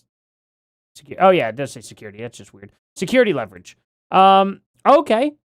So, what was the point of this operation? Seems to me that they were just trying to, like, tie up some security leaks that could be potentially happening. And then they trained their own soldiers on, hey, just letting you guys know we created a bunch of fake profiles and you guys leaked a lot of info. We're going to be training on this and teaching you guys to not be leaking info. So, yeah, the key goals were identify security gaps. Like, take a look at this. I'll just pull it up right over here. So all this, yeah, NATO's social media experiment. And it's everything that she says, but she's twisting it into something that it seems to not be. Behavioral risks, all that. So, identify security gaps to pinpoint how easily troops can be manipulated into leaking operational data, location timelines, and unit movements. Test platform defenses to measure how effectively major social media companies detect and remove coordinated inauthentic behavior, bots, and fake engagement. So they're identifying how to identify, they're trying to identify bots and whatnot. And firm policy changes to gather hard data that pressures tech platforms to fix vulnerabilities. So it was also for tech platforms to get rid of bots. Map adversary tactics. This does not sound like a terrible plan, to be honest. So what is the point of Elizabeth Lane going on about this? To be, I'd really like to know. Get play. What year is this? 19? 2019. Yep. Yeah. So it is located in Kharkiv, Ukraine. It's a Ukrainian company. They contracted. But if you're wondering, like, well, that was maybe just one contract, so what that Ukraine is, at war with Russia, they can still be. I mean, I know Jersey. Jersey's been on this channel for a while. So, I don't know. I'm hoping you'll elaborate at some point. Be objective, right? They can still be objective fighting Russian disinformation, even though they are contracting Ukrainian company for it. But. Wait, you watched me compare a 30-06 to a guitar? In length? Yes. What? Hold on. Do you think my guitar shoots bullets? Are you crazy? And then he's compared a military crawl to an infant crawl. Oh my God, you missed the entire point. Okay. The whole thing is when Candace Owens said that he was trained to crawl like that. Are you kidding me? Do you think I don't know how to military crawl? I'm curious. I'm genuinely curious, Jersey. Do you think I would need training to know how to crawl? Tactically. I'm just curious. Like, I'm actually genuinely blown away by that. I'm genuinely blown away by that statement. The whole point is, when you're doing a crawl, there is no right or wrong way to really do it. So, what are you talking about? The whole point is, you don't gotta be trained. It's the craziest claim. You're seeing a dude slide on his rear end. And you're like, oh my God, that's gotta be military tactics and training had to have gone in. And it's like, but bro, I can actually just slide on my butt too. I can actually just do a military crawl where my legs are flat and they don't put any weight bearing on any of it. Like, what do you mean? That's what we're mocking. We're mocking the fact that she's saying that he had to have special tactical training. When it's like anybody can just do it. If you watch movies, you can military crawl. I'm just, it's kind of blown away. That's what's funny about it. Whatever. It was not just one contract. NATO constantly works with SingleRx, a Ukrainian company. So this is where we dive into why people are bothered. But you say I'm in it for the shekel. Wait. You said I'm in it for the shekels? Who's paying me? Who's paying me to do this? Just out of curiosity. What do you mean I'm in it for the shekels? Because that's a crazy claim to make. That's a wild, baseless claim. Who is paying me? Trolls, and these trolls coming after independent journalists and so on. It is located in Kharkiv, okay, cool. Ukraine. It's a Ukrainian company. They contracted. But if you're wondering, like, well, that was maybe just one contract, so what that Ukraine is, at war with Russia, they can still be objective, right? They can still be objective fighting Russian disinformation, even though they are contracting Ukrainian company for it. But whatever. It was not just one contract. NATO constantly works with SingleRx, a Ukrainian company. Okay. So this is where we dive into why people are bothered. With these trolls and these trolls coming after independent journalists. I mean, I kind of agree to it somewhat. That maybe NATO shouldn't be involved with Ukraine if Ukraine's not a NATO country. And we did promise that we would not be expanding NATO to the east. So that is on us. I still hold that position for sure. But at the end of the day, I don't know. I don't find it to be that big of a deal. I think it's just stupid, and NATO shouldn't be breaking their promises. But that's nothing. I mean, it's nothing new. So I don't know what line is she trying to draw here with what NATO's doing. I'd like to know, and so on. I'd like her to get on this point. After this whole thing happened, Jersey does watch me consistently. Jersey's been a fan for a while. They're getting attacked a lot, especially when they come after and talk, about Russia, Ukraine. Their engagements go zero. I'm just confused by the claims. All kinds of stuff like Russian whores or worse. I'm not going to say these terrible things, but it happened, right? But yeah, I mean, as for comparing my guitar, all I said was this guitar here is about the same length as a 30-06. It's actually about 6 inches off from a 30-06. And I feel very confident I could sneak it onto a roof without it being seen by tucking this down my pant leg. I could do that really, really easily. So I don't know what you meant by me comparing this to a firearm, because I didn't compare it to a firearm at all. I just said anything of this length, if this is the length we're talking about here, that's ridiculously easy. Even adding on 6 inches, which would be about this, that is unbelievably easy. I could sneak it onto a rooftop if it had stairs. If I didn't have to climb anything, like, what, I just have to go up some stairs with it? Yeah, no, that'd be stupid easy. So I'm not comparing this to a rifle in any other meaningful sense. I'm just comparing it to the length. Artie also said Candace doesn't bring receipts, but actually uses her receipts on his stream. Like the rooftop video, the inside of a truck. Photos, okay. Yeah, no, so we can address that real quick. So Candace Owens actually ended up showing a snippet of a video. That's not receipts, that's selectively editing. And then second of all, the inside of the vehicle too. What exactly is inside that truck that was profound? And her text messages. No. I hold Candace Owens to her own standard. She says specifically, if text messages do not have timestamps and a date, they are fake and gay. What do you make about that? When she shows text messages without timestamps and dates? Should they be considered fake and gay, or does she get the exception? Those are her rules, not mine.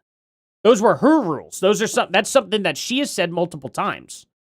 So when I dismiss her text messages, I dismiss them because she specifically said that those are fake and gay.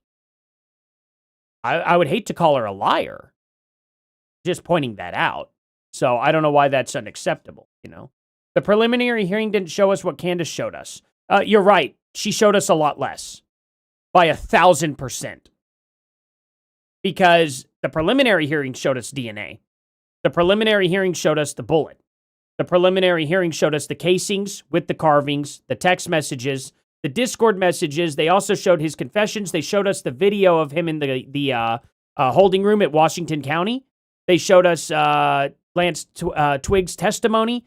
They showed us the towel, the box that the firearm was in. They showed us the firearm itself. They showed us the footage of Tyler Robinson at UVU. Candace Owens showed us a snippet of a video that was shown in a courtroom, not even in its fullest, and it significantly zoomed in, as well as it was recorded off of the screen in the courtroom. And that's all you needed? What else has Candace Owens showed us other than that? Other than the snippet of the video, the photos of the vehicle, what did the photos of the vehicle show us? It showed us Charlie Kirk was transported in the vehicle, and that's it. That's all she showed us. So is there anything that comes from that? On top of that, what else has Candace Owens showed us other than that?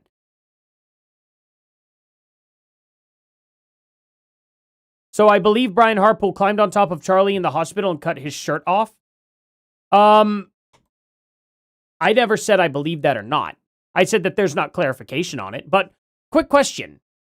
You know, Jersey, you've been around long enough. You know my wife's an RN. Why would that be a bad thing if he did cut off his shirt in the hospital? Can you explain that? Because I've asked my wife that, and she's like, we wouldn't care. They wouldn't care at all. Why would they care if he cut the shirt off? Does it have to be a surgeon that cuts the shirt off, though? Is there a reason why that would happen? I'm curious. But here's the thing, too. Crash carts are everywhere near the ER, in the ER, unless they're all being used. So if there's one that happens to be out, why would that be crazy? They could have brought Charlie into the hospital and put him on a crash cart right there. Sometimes crash carts are right on the other side of the ER door, near the patient room. Or not the patient rooms, near the waiting room. Sometimes they have one right there just ready to go. Sometimes they have them right in the back of the ambulances if they're parked outside of the front bay. An ambulance will have just an extra crash cart right there that they can pull right on out to. There's plenty of access to those crash carts, so it's not out of the ordinary at all. You know what I mean? Especially at larger hospitals. Now, maybe if it's a very small hospital, maybe you'd have a point on that. I don't know if Timpanogos is a large hospital or a small hospital. So no one really bothered to dive in. What company is behind this and who's doing this stuff? No one even knew that NATO is running this operation in 2019. By the way, they were absolutely successful. Absolutely successful. So they didn't have a reason to stop the operation. Okay. And then there happens something very interesting. And I have to tie in my personal thing here so I can explain how I got on this trail. I'm someone like you that when I see Russia, Ukraine, I understand the issue just like you do. And because I come from Georgia and I watched Russia all my life. So I speak about what I believe is true. They came after me, of course, calling me a Russian agent, similar. And let's see. It won't give me an exact number, but it does say Timpanogos is in the top 50 national ranked specialized adult medical hospitals in the United States. I know the biggest hospital in Oklahoma is number 9 in the entire United States. So that's a pretty decent feat when there's like 3,500 hospitals. How did Frank get so bloody if he was just praying in the back? Well, how did the car get so bloody if Charlie Kirk was laying across 2 seats? What? Like what? So you mean to tell me that Frank Turk jumped into a car with a guy bleeding out of his carotid artery and you expect him to not have blood on him? Like, what do you mean? And here's the thing too. Quick question. Did he get bloody or not? I'm just asking questions here. Did Frank Turk get bloody or not? Diving into Charlie Kirk's assassination and things got way worse. After and if he did get bloody, what do you think he was doing? Do you think he was sucking the blood out of Charlie's neck? Like, I don't know. That's kind of a wild thing, right? Like, okay, either he did get bloody or he didn't get bloody. Which one is it? And if he did get bloody, how? And I want you to fill in the blank on how, because that if any other explanation other than him sucking the blood out of his neck, because they're all demons, right, would just be unacceptable, right? Just kind of curious, like, how else does somebody get blood on them? Interview and stuff, it just went off rails with these attacks and stuff to the point where it was already like real threats, like with my brothers and like real Why threats. Are they all making up stories? Okay, is there any proof that they've made up stories, though? See, that's my point. You're talking about neutrality. You're not being very neutral, Jersey. Who's to say they did make up stories? Is there any major inconsistency? So, kind of curious. Really, myself, everything. So at that point, I'm like, okay, this is real. This is something that you need to report to the authorities. Israel's everywhere. And I wanted to look into who's behind this. Who's threatening me? Are you threatening I discovered this network, but then I discovered also paid ops, right? Like paid operatives that are getting paid by Israel and, using NATO bots. So paid operatives from Israel, which with Brett Pascal, yes, are somehow protected with NATO bots from Ukraine. And if you doubt that they are real NATO bots from Ukraine, let me read you something, okay? Jersey, we're not going to ban you unless you actually start acting up or anything like that. Guys, we're not going to, we don't need to ban anybody as long as they're being respectful in the chat. But I'm just curious, so is anybody given a crazy story that just doesn't match up? I'm genuinely curious. This is very important because they themselves say they are. They send me threats like, "Hey, fax me. How's it going, man?" Zelensky sends love. So I don't know why would an American bot send me that. No. So I have a screenshot here with that. Okay, what's the connection between Israel and Ukraine? Or maybe better question, what's the difference? So the connection is, what I've noticed is that Ukrainian trolls come to the rescue of Israeli paid propagandists. So the guy, for example, that came after you, that Times wrote about, they would defend that guy in the comments. So Israeli propagandists are pushing propaganda, and then Ukrainian NATO bots are protecting the propaganda. That's the connection. I don't know why they do that. My guess isn't now on X. Of the facts and actual guess. And let me see what I think is going on. Ukraine and Israel is owned by the same people. And those are raging Zionists, okay? Yep. So, and then most important part here, we have not even gotten to the most important part of the... Oh, there's 5 hours ago, report Netanyahu blocked Lindsey Graham's request to send an Iron Dome to Ukraine. Yeah, sounds like Ukraine and Israel are getting along swimmingly. What are you talking about? Instantly Ukraine is basically Israel from Cenk Uygur. I'm done supporting Ukraine. Oh, now all of a sudden the left is done supporting Ukraine after we've been talking about that for like 3 years. What is going on now? Doesn't matter Iran sent Russian drones to use against Ukraine. Doesn't matter Ukraine's fighting. That's jank. I'm not here to look at that. I'm trying to find... let's see. Now Zelensky is openly at war with Iran on July 25th. Ukraine oh, yeah, this was a while ago. Nothing's come from that. Whenever they shot down the Caspian Sea vessel. Iran vessels. But, I mean, shoot, in all fairness, Iran having vessels coming in to aid Russia, what did they think was going to happen? I'm not even surprised by that. And I have not gotten involved with this Ukraine stuff at all, or Russia, and I've not taken a side on that at all, either. At all on my channel. So seeing this and knowing that Iran was trying to give some aid to Russia, what did they think was going to happen? What were they doing up there? You know what I mean? Like, it's a really, really, really ridiculous situation. Owen Schroyer said yesterday, though, I think they've done it. They turned Ukraine into the new Israel, a permanent client of the military-industrial complex. Americans fighting Arabs, brother war in Russia. Bro, but Russia started this. Like, I don't even have to take a side. None of this would have happened had Russia not tried to take Kyiv. Like, what's happening here? Cash from the American taxpayer, like the water and river, the war that never begins or ends, just there. Like, I'm so confused. Russia did not have to invade Ukraine. Why in the world is that happening? Like, why are people going, oh, well, this is crazy. Like, I'm just so confused. Why are they acting like Ukraine started this war at all? This is such a wild, like, cope, in my opinion. Actually, it's not even an opinion. That is just cope.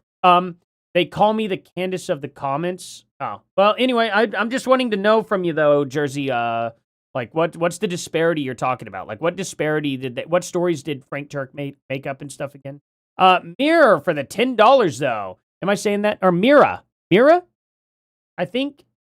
Correct me if I'm wrong on that. Says, new here from Jay Witt. Love your content. Funny how Candace and Elizabeth claim Charlie appears to them, but Erica, his actual wife, said the same. She'd probably be called a grifter. Ooh. They should put that to the test, maybe. That would be an interesting situation, but I don't think she'd want to joke about that either. That would be kind of I wonder how that would look. I'm very curious. But thank you for that. Thank you so much. And Mira again for another $10 says, it's strange that Candace and Elizabeth think Charlie would choose to appear to them if he actually could. I don't trust dreams anyway because of the story of Saul and Samuel from the Bible. Yeah, they are pathetic. Absolutely, absolutely. And yeah, that's the thing too. God does not appear in dreams very often, and neither are there a whole lot of like dream scenarios in the Bible in comparison to real, tangible, awake, real life events. Every time or not every time, but a vast majority of the time an angel or God or somebody appears to talk to people, they are 9 times out of 10 awake. So I think that was the number actually. Was it 9 times out of 10 or was it 7 times out of 10? But it happens a lot more often that you're awake than asleep. So that's kind of the interesting thing, you know? Story. One of the people that came after me, and this is more of okay, I've already addressed the 30-06 to the guitar, Jersey. You're actually really being disingenuous because I've addressed that 3 times in the stream now. I was comparing the length of the weapon, saying, hey, it is roughly the same length as this. It doesn't have to be a guitar. Do you want me to go get a broom? What is your contingency with that? I'll go get a damn broom for you, man. That's ridiculous. Do you want me to go get a broom real quick? Because I can't bring a firearm onto a live stream. They won't let me. In fact, my channel got a 48-hour ban because Sean Ryan had an ad where he had a firearm. And when it popped up on stream, YouTube struck me down. So you don't understand why I compared it to the guitar at all. It's just for length purpose. It could have been anything else, but guess what I can't show on a live stream? A firearm. Dude, don't make me explain this again. I would love to go get a 30-06 and bring it here. I can't. I'm not allowed to. It's just trying to explain something multiple times over is really annoying. It's a pet peeve of mine. I've already mentioned it 3 times here to you. And then you're like, oh, I compared it to a 30-06. My guitar does not shoot bullets. I did not compare it to a 30-06. I was saying if I had to carry something in to a school or, you know, on top of a roof or anything like that, that is this long, it would be easy. Holy crap, man. Oh, I just bumped my microphone. I hope that hit the tune. Yep. Yeah, I do it on the side of it. No damage. But anyway, it's mind-blowing to me. Do you really have that much of a problem that I said sneaking something onto a rooftop this long is difficult? That's it? That's your contingency with me, man? Is that I said it would be easy to smuggle something of that length onto a rooftop? Oh my God, dude. I cannot believe that has affected you that bad. What is going on? Paid propagandist side versus the bots. That is insane. Was former Green Beret. Like this Gary guy. I'm not even going to say his name because they're looking for real engagement and real people and real fame. So let's call him Gary. He comes after me and he Gary. Just makes these ridiculous claims, calls me a Russian agent, accuses. Okay. He never actually claimed. I don't think he directly claimed you were a Russian agent. I think he said that you act like a Russian agent or something like that, but I actually don't know. I'll have to go back and look and see his claims. But you made claims about him first, though. You went after him first, and then you got mad that he returned fire. Me of crime, does like YouTube channels, like episode after episode of calling me, making fun of my accent. I mean, you name it. Like, this is a nasty little, you know. So I'm like, what's going on here? It's a former Green Beret. Like, what's going on here? And then I get what's going on? He's a former Green Beret. Oh, no. Guess what? I'm like a former security guard at an airline, and I'm also a former security guard at Google. I also used to work at a hotel. Okay.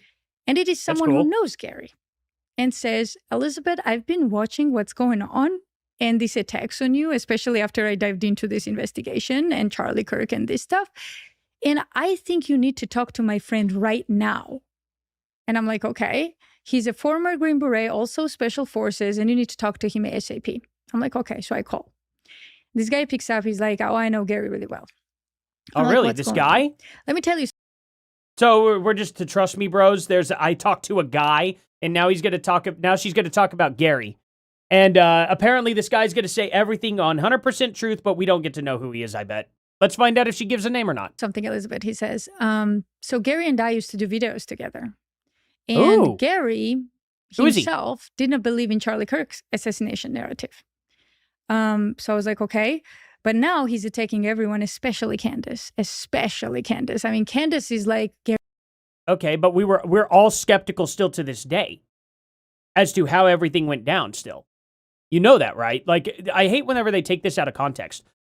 I truly do believe still to this day that there is an underground Trantifa network who plotted to end Charlie Kirk. Tyler Robinson and Lance Twigs are a part of it, and there's a part of our government that is very quite possibly covering that up. And the main reason why I believe that is because our FBI has been trying to attack Trump, kill Trump, and put him in prison for the better half of almost 10 years now. Of course, we think that the government could definitely be part of that. But you want to twist this into something else, Elizabeth. And that's the problem. And Elizabeth and her whole crony of crew and Candace Owens and all that still to this day try to say, oh, well, they think Tyler Robinson was all by himself and that he just randomly did this all alone. And it's like, no, that's not our position. What we're saying is it's likely that he's the one who pulled the trigger. That's it. We have never said it was just Tyler Robinson only. We would absolutely love investigations into deeper what's the right word? Probing? Deeper probes, that's what it is. Deeper probes into who else could have been involved. We have never once, none of us, I don't think, have ever once taken the position that nobody else is involved whatsoever. Like, that's such an insane thing. That's such a straw man that they try to box us into. Fax Me sent 5 gift memberships. Thank you, man. How you been doing? Did I not see you here? Are Artie didn't go dark until he started hanging around Gary Melton. But what? I'm streaming and doing more content than I've ever done before on the channel. Go dark? Wait, when do I go dark? What? What are you talking about? My views have not become more biased. What are you talking about? Name one bias I have now. Hey, Jersey, I've asked you this multiple times, and I've actually proven your bias, and I'm still taking the neutral position. So I don't understand why you would tell me that. What is my bias? Explain. He wakes up for it and goes to sleep to attack Candace, right? And everyone else. Thank you so much again, Faxney. Including you. If you get I hope away, I didn't miss your they chats. will come after you too. As soon as you're quiet about Charlie, he's gonna be okay. I can't even. So and I'm like, okay, what's going on? And he says, well, do you know that when Charlie died, Gary got paid by the DOD? I'm like, okay, so. And that's when he changed his narrative, he said. But that's not all, though. But can you prove you... Why don't you... Instead of doing that, instead of just listening to this guy, can't you just go back to Gary's videos and then see if he actually changed his narrative? Oh, yeah, you guys tried doing that, and that didn't work well, did it? Because he didn't.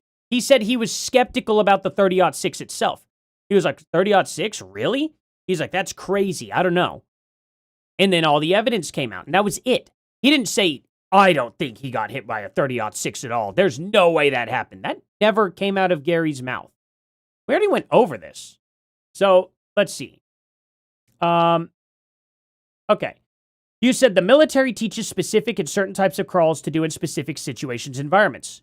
Yes, they do. Oh my God. You're going to misunderstand what we said again. I'm going to make this so unbelievably clear, okay? I'm going to make this so unbelievably clear. Do you think that you have to be trained by the military to crawl like that? I need a yes or no answer. Do you think you have to? Because if I have to show you crawling on the floor in a military crawl and show you how easy it is, I'm going to get upset, but I'm going to do it. Okay? Because this is ridiculous at this point. You actually think that you can't just watch a military movie and do the same crawl? Like, for real? Like, that is a wild claim. Do you think crawling is hard? I'm just genuinely confused by that. Because do you know how many times I've crawled on a rooftop? Specifically a Blockbuster rooftop that we should not have been going on? Do you know why we crawled?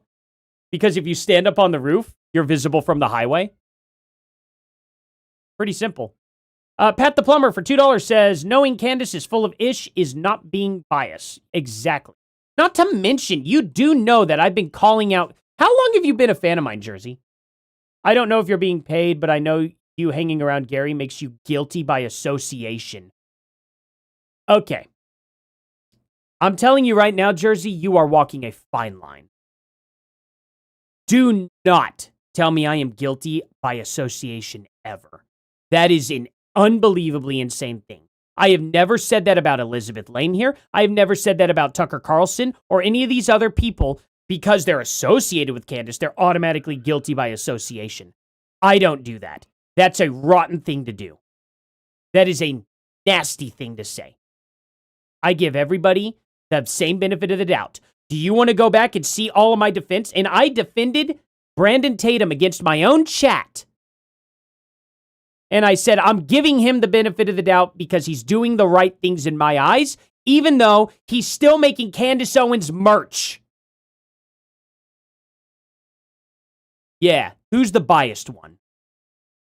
Unbelievably unhinged take, dude. Straight up, you are walking a line. I'm telling you right now, don't you dare do that. Because even when people have been directly involved with Candace Owens, I still have given them the benefit of the doubt.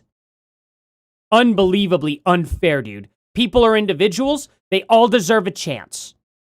That is absolutely crazy. And I'm going to show you this right now.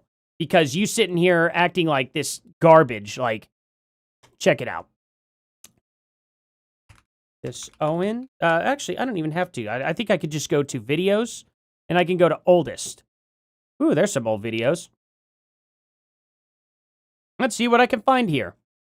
We got Ethan Klein stuff. We got some Tim Pool stuff here. Oh, look at this. Candace Owens was wrong about Steven Crowder. Is this new?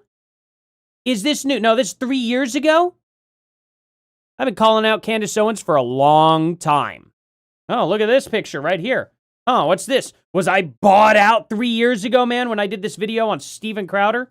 And Candace Owens right here, calling Candace Owens a liar? Steven Crowder destroys the Daily Wire on Timcast IRL as well.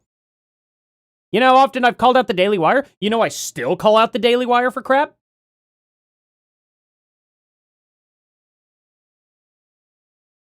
Okay. All right.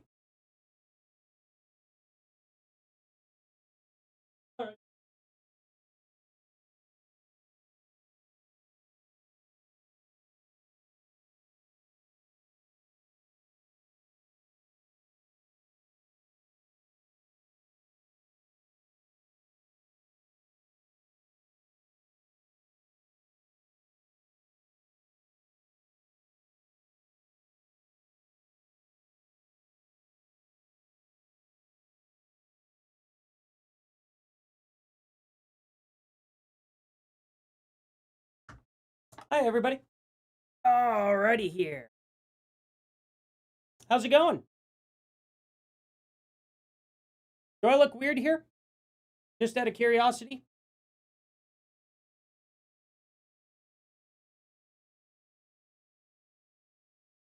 It can be done. And I'm wearing shorts.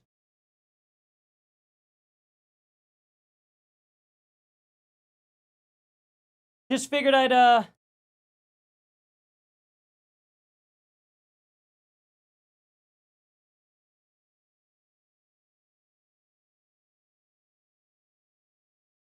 Wow. Is that a guitar in my pants, or am I just happy to see you guys? Good God. Now imagine if I was wearing jeans and a hoodie. How much easier that would even be than that. And that took me 5 seconds. But no, definitely could not put a guitar down my pants and sneak it onto the roof with no one noticing. Definitely super impossible. Just did that in like, how long did that take me? Did you guys time me on that? Imagine if I had time, jeans on, and a hoodie. Come on, man. There's no way I could have done it. Do you have any idea how much wider this thing is than the stock of a firearm? The stock of a firearm is only about like this wide. It's going to be from here to here. It doesn't have these wings and this wide of a body, and I could sneak this guitar up there. That's my point. The body is wider. And I could sneak this up there. It's way more noticeable. Are you kidding, man? So now that I've proven that I can do it, what else do you have about that? Like, it's ridiculous. I'm not being biased here. I'm thinking with my head. Jeez, guys. Like, I don't understand. It's impossible to put a firearm down your pants. I found it to be pretty easy to get something that's 3 times the width. A barrel on that weapon is this big around. But, like, look at that. Like, this is huge. That is this big around, dude. That's bigger than a 50 cal's barrel. The neck on this guitar is bigger than a 50 cal's barrel. A 50 cal is not this wide. Like, I know this for a fact because I know someone who has one. And I've actually had my guitar right by it before. Not on purpose, really, but because it's out all the time. But anyway, still. Ridiculous. Absolutely ridiculous. Am I going to have to do the stupid army crawl, too, to prove that I can do an army crawl? Like, for real? Like, that's some difficult situation? As part of basic, yes, movement techniques. Yes, the military does teach it. You are not understanding what I'm telling you. You are correct. The military does teach it. Now, can you pay attention to what I'm saying? Does the military have to teach it in order for you to know it, though? Is that the only place you can learn how to crawl? Or can you learn how to mimic it, too? Because, want to know a fun fact? I'm pretty much self-taught on the guitar. You do know that, right? You know what my I'll tell you what my guitar teacher taught me. He taught me how to play Knocking on Heaven's Door. He taught me 3 chords. How did I learn the rest of it? Did I have to go to a teacher to do it? No. I taught myself. Can you not teach yourself how to crawl? Like, do you know what I'm saying? Like, it's a wild, wild claim. Anyway, I got a couple super chats real quick I gotta read. I don't want to be rude. Caroline, let me pull up this video back up. There we go. Sorry about that, guys. Carolina Mimi for $5 says, appreciate you and your commentary and facts. Thank you so much for that. I really appreciate it. Let's see. So, Artie, how do you about Lance Twiggs' DNA being all over every single piece of evidence? What percentage is the DNA? And yes, of course, his DNA is going to be on it. But what about it? So did Lance Twiggs do it? Okay, let's talk about that. If Lance Twiggs did it and set up Tyler Robinson, okay.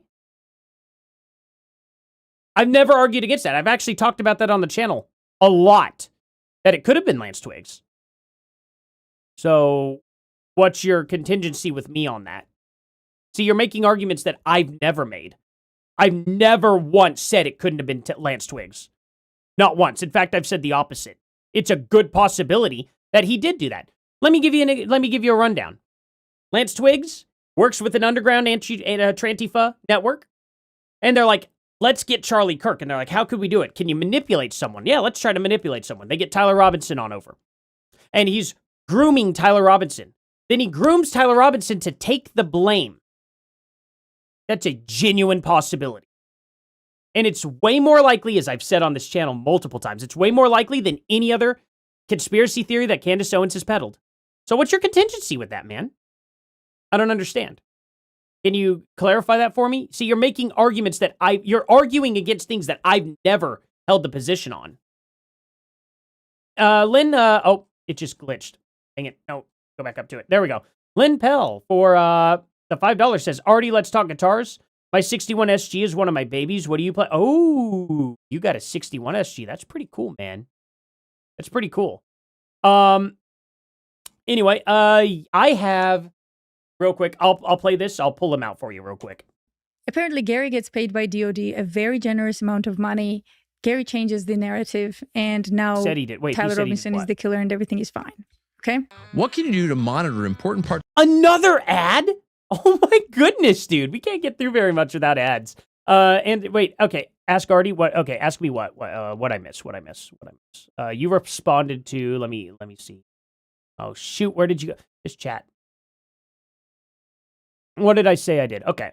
Angie. Okay, we're gonna go back. No, the military does not teach a lateral crawl. I said the military teaches you how to crawl. I did not say specifically lateral crawl, which is actually funny. So according to, actually, let me see. Teach how to do a crawl. No, the military does not teach a tactical movement called a lateral crawl. Standard basic training and infantry doctrines focus strictly on moving combat techniques like the low crawl, high crawl, and the rush. Okay. So here you go. So there is no such thing as something called a lateral crawl, but I'm willing to just say that Candace Owens got the name wrong. I don't know if it's called that or not. High crawl, use faster movement when there is cover, keeping your weight on your forearms and lower legs. So I don't know how that would look. Let's see how a high crawl would look. Okay. And then the rush, technically used to quick rise, run to a new spot, and drop back down. Oh yeah, no, I know that. So that's not a lateral. Laterals, the military does teach a side-to-side movement drill called a lateral. That's not even close to what Candace Owens suggested. That's not even close to the same thing.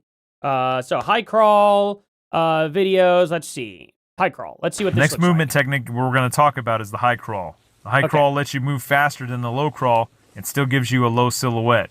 Use this crawl when there's good concealment, but the enemy's fire That's considered a high crawl? Getting up. To high crawl, keep your torso off the ground, and the rest of your weight is on your forearms and lower legs. Okay. So the difference between high crawl and low crawl is when your torso's on the ground. Okay. That's, I didn't think that would have to actually be explained. Okay.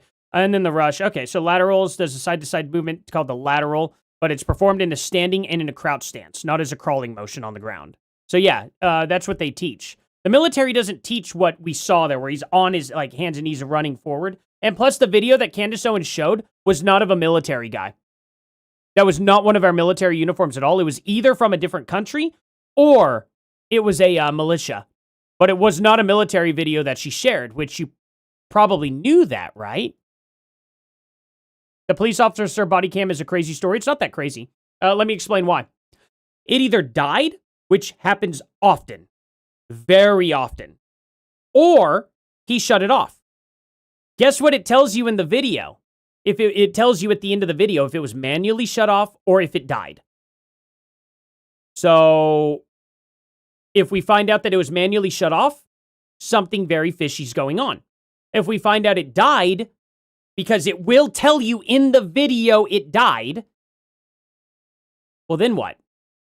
And here's the thing. If it was manually shut off, wouldn't the defense raise any kind of stink about that? Don't you think they would be like, why did this officer physically turn off his camera? And the reason why I know that is because he's using an Axion body cam. Axion will always tell you. Always. The defense attorneys know this. They're practiced defense attorneys with over 15 years of experience. A lot of them have over 30 years of experience. And they go over body cam footage every single time there is a defense case. Always. So you don't think they know whether the video at the end may tell them or not? I'm sure they would raise that unless the defense is in on it. Now, if the defense is in on it, how do we prove that? That's a question I need to ask you.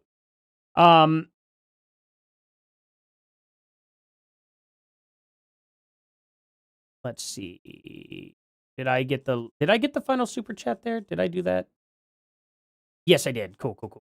Oh, yeah. I'll play this and then I'm going to show you. I only have 4 guitars. I hope to, increase my collection here. I believe Israel's hold on America is loosening thanks to the candy cult.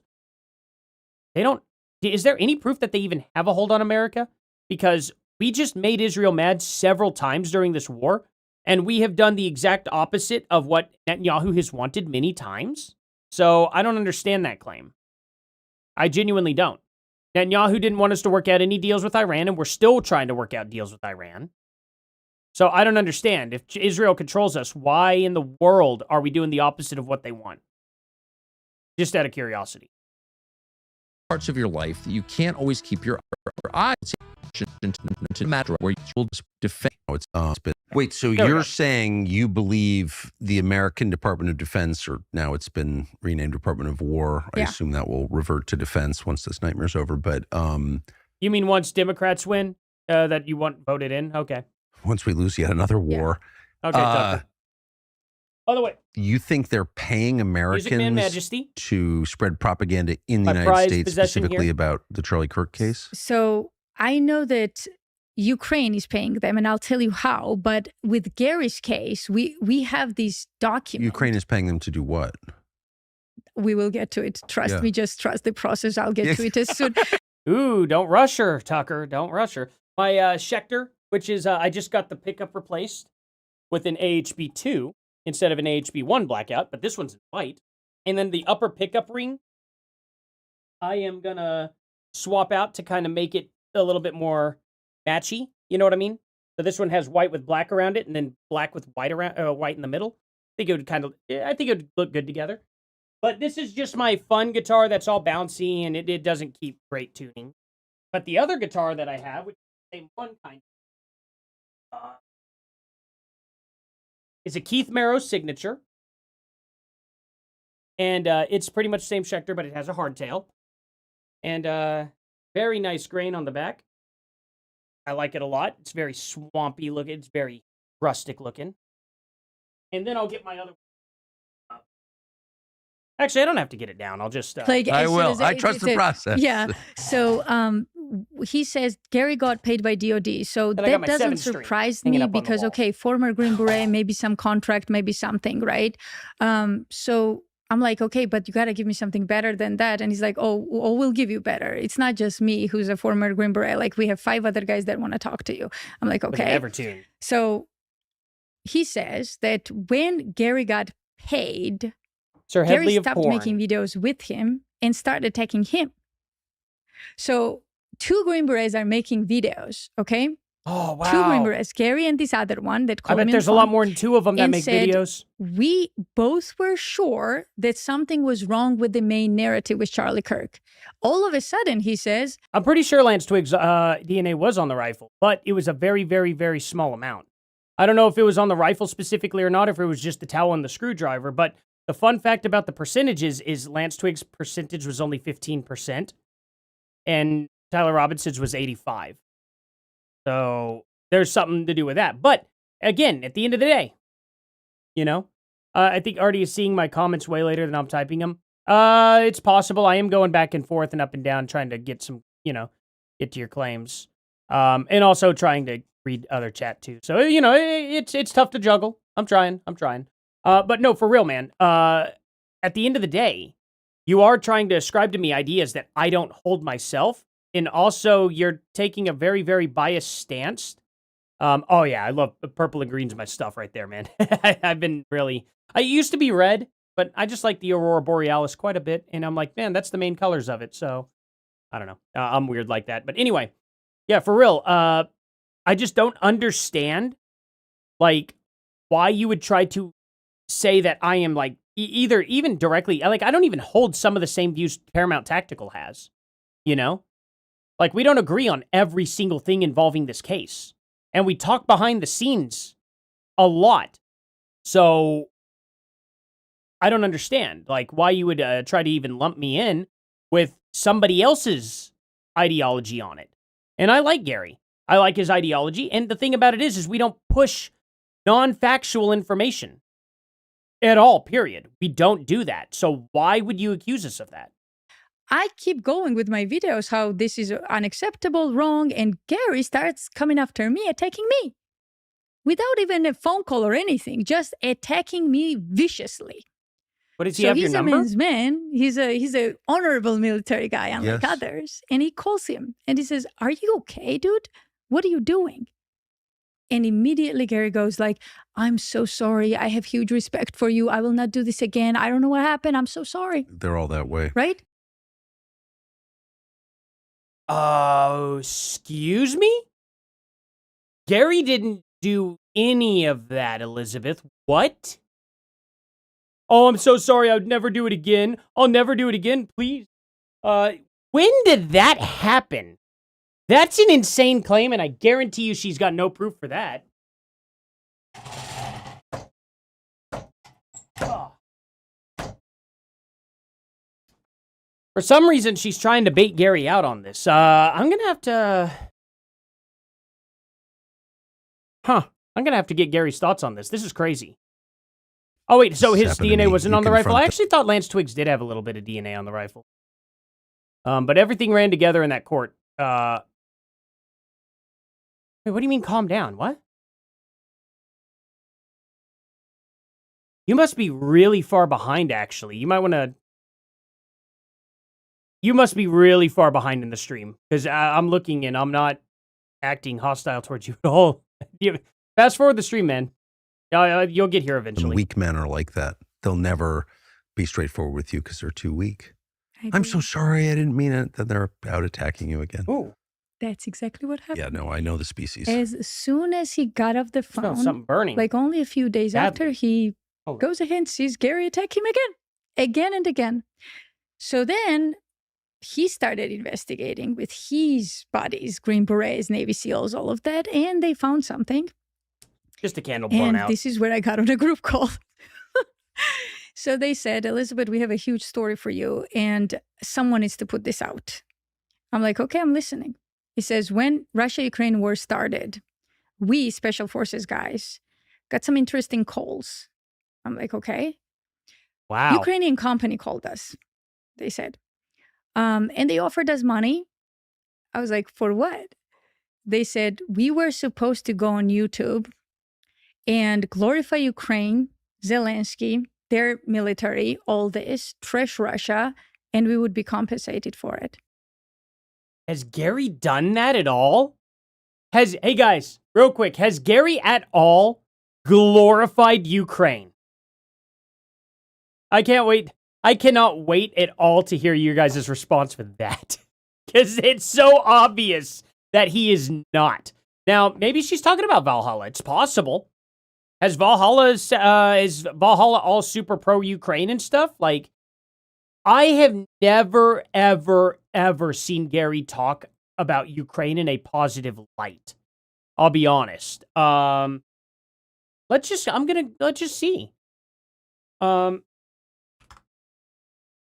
Let's see. Let's see. Trump's war on Iran, Ukraine midterm. Okay, that's him talking about some stuff. Clear the track record why Iran cannot be trusted. I know they have Iran has demonstrated demonstrably lied it. Okay, what does this have to do with Ukraine? Oh, this is a much longer post than I thought. Okay, let's see.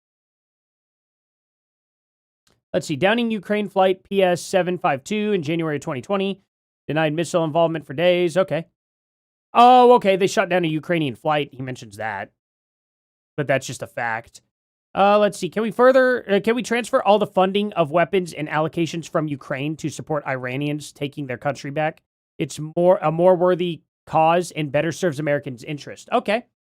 So Gary here talking about defund the Ukraine war and then fund Iran's citizens instead.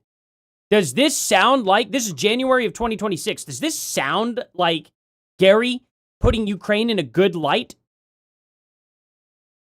Yeah, I've heard Gary talk about Ukraine a couple of times, and I don't recall him putting them in a good light, to be honest. So why did she make this claim? There are countless accounts like Freedom, it's Freedom 1770, okay. Conservative or America First, and they are nothing more than leftist propagandists. They are Trojan horses meant to fracture and destroy the conservative movement. Wake up. Let's see what he says about Ukraine. Okay. August 2nd, 2025, Trump's personally and empty words are not going to end the Ukraine conflict. Okay. Oh, that's all he says about Ukraine in that tweet. Okay. All right. How about China and Russia will likely move simultaneously. They know this admin's pathetic. Can't handle two issues at once. This is in 2022.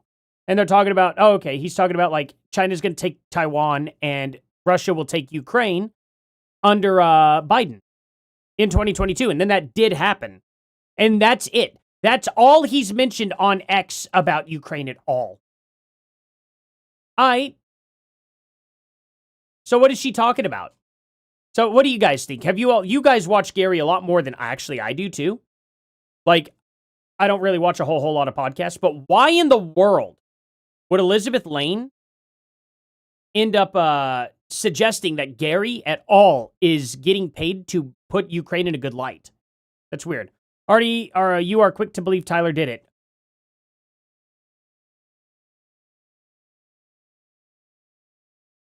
Oh my God, dude, you are going to actually make me rage out. Why did I bother going over the whole spiel of Lance Twiggs could have manipulated Tyler Robinson into taking the blame? Why did I mention all of that? But no, now you're telling me yet again that I believe Tyler Robinson is the only one who could have done it. I swear to God, man, I am going to get unbelievably angry if you don't actually listen to what I tell you. That is unbelievable. Jersey, are you tuning me out? Are you pausing me? Are you skipping over everything I tell you?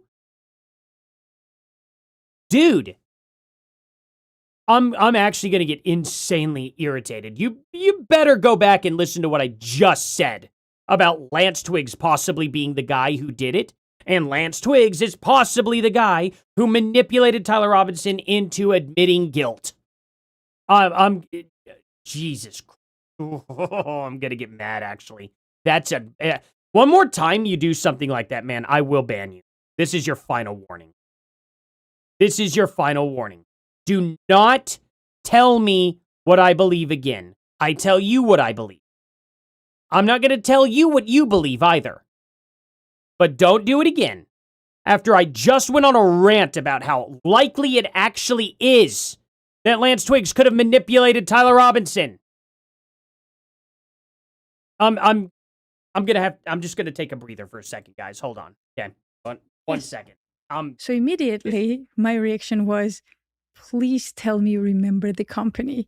And please tell me you have some proof. And he was like, yes, I remember the company. We all do. And we have the proof. So I'm like, great. Man, I'm just... Here's the offer, Tucker. These are former special forces guys. Some don't even have YouTube. Some do. And the deal was the biggest YouTubers. Shouldn't let people that get to me wanted, like that, but right? man, To spread Ukrainian. It's frustrating when I've seen a longtime commenter on my channel come in here and start directly lying to me. He doesn't have full immunity. He does not have full immunity. He has partial immunity. They could still possibly charge him. Just, man, you really need to pay attention to what I say and stop putting words in my mouth. Rise above it? Yeah, facts me, I do need to. I do need to rise propaganda. up. Rise up above it. Just they would get paid some around $10,000 a video. Yeah, that just so frustrates me when people don't listen to what I say. And above that, they would get $40,000 in advertisement money. So they would be set with good advertising. That is already $50,000 if they did just one video a week, right? But they said you can do as many as you want. If you want 50 videos, you can do 50 videos. We'll pay for whatever. So they just have infinite money? Are you kidding me? If that's the case, where's my money here in this situation, Elizabeth? Contact me. I'll make 30,000 videos a day. No, this is ridiculous. Like, she's saying this, like, man, it's just a garbage claim. But the thing about it is just she's accusing Gary of straight up taking this kind of money. And then all of a sudden, it's, you know what I mean? Like, I'm like, okay, well, let's go and look back at this. And he's trashing Ukraine for the most part. I won't say trashing, but look, I understand. Jersey, okay, look. I am getting upset, but I'm not going to ad hom you, okay? My whole point is I'm wasting a lot of time telling you what I believe, and then I see you in chat sit there and go, aha, Artie actually believes this, when I just addressed it like 10 minutes ago and told you, no, that's not what I believe. And then you come back with that, and it really frustrates the crap out of me, because it's like, it's not an honest discussion at that point. I have directly stated so many times on my channel that it is a very high possibility in my mind that Lance Twiggs could be the guy behind all of this. And he's putting all the blame on a very dumb guy who ended up falling in love with him. Okay? Or just got manipulated in general. Maybe they don't even feel like that. I don't know. But at the end of the day, I have absolutely conceded that, and I have actually made that theory, and I've thought about that theory and put it out without anybody even telling me. In fact, a vast majority of people in my chat disagree that Lance Twiggs could have been the one who done it. And that's fine. I don't need to change people's minds on it because I don't even know if it's true or not. But that's the thing about it, is it just irritates me when people sit there and tell me what I believe, when I have never once, ever said that on this channel. I have never once said Tyler Robinson is the only guy who could have been a part of this, who could have done it, and he is not guilty either. I've never said Tyler Robinson's guilty. I keep saying we have a trial coming up. It is up to the state to prove if he's guilty or not. What I've also said is the evidence against Tyler Robinson does not look good for Tyler Robinson. That being said, for all we know, we could find out that they don't have enough evidence. We could also find out that they find more evidence later on that Tyler Robinson had nothing to do with it. But I'm willing to look at the evidence they are providing. Why would I give a hard stance on something that hasn't happened yet? Tyler Robinson has not had his trial date. He has not been found innocent or guilty. Tyler Robinson also has not pled innocent or guilty. So I'm not going to sit there and say he is or is not guilty. That would be a silly stance for me to take. That's all I'm saying. The only thing I ask of people is to please never, ever tell me what I believe. The best thing anybody can do is be like, what do you believe in the situation? Or they could go back and watch my videos and inform themselves on what I actually believe. Is it the highest possibility right now, I'm going to say it, is that Tyler Robinson did it. That does not mean he actually did it. It means it's the highest chance. The thing about it is I could have a 3-sided dice, and it be heavily biased on one side. I have a very high chance of rolling a 1. That doesn't mean I'm never going to roll a 2 or a 3. That's my point. You could still land on a 2 or a 3, even though the highest chance is on a 1. It's just that simple. And I'm not blind to that. As a matter of fact, there is still a possibility that it absolutely was somebody with TPUSA. The possibility to me? 0.00001%. That's not 0% though, is it? It's not 0%. My whole point is it's so unlikely it's absurd. But if it did happen that way, it happened that way. And there's nothing else we could do about it, right? That's my whole point. My problem with Candace Owens is one thing, and only one thing. She's made claims with zero proof. That is my only contingency. I have never trashed Candace Owens for making conspiracy theories. She is more than welcome to do that. I have never trashed Candace Owens for asking questions. I will never do that. She can ask whatever questions she wants. I have never trashed Candace Owens for believing a different narrative. She can believe whatever she wants. I will never disparage somebody for their ideology, unless it involves harming people. And I will never, ever, ever trash somebody for having a theory. I will trash somebody if they make a claim without proof, though. Always. And that's always going to be the core of my channel. The core of my channel will always, always be don't make claims without evidence. It's been since day one, and it will be until the day I die. If I ever change that, by all means. I respect when people leave my channel, unsubscribe and all that. Totally fine. And if I did throw a fit about it, then continue to unsubscribe until I learn my lesson. For sure. But my core ideology on this channel will always be evidence-based. If there's no evidence, then I'm going to fight it. Always. I will always call it out. And I'm more than happy to be wrong. If I get shown evidence later on, I am so happy to be like, hey, you know what? I was wrong on this. I've never fought against it. I've been proven wrong before.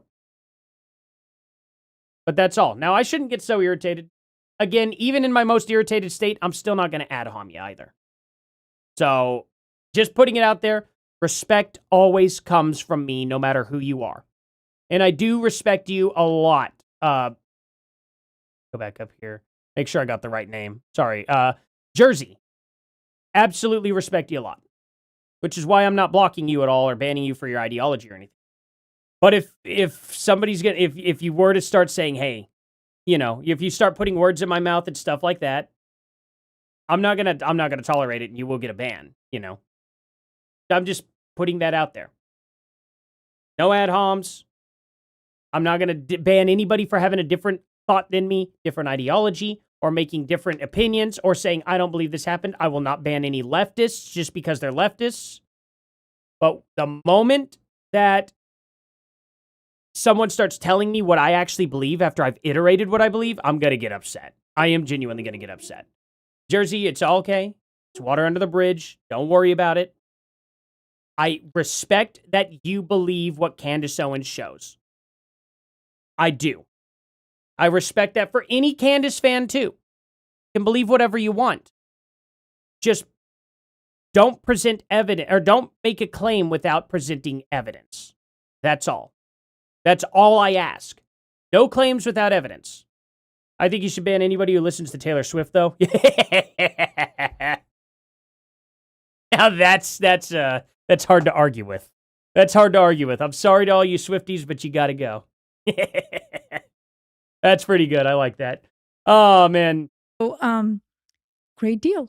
That's a great one, man. Multiply them, right? 40,000 in ad money, and then they said something very interesting.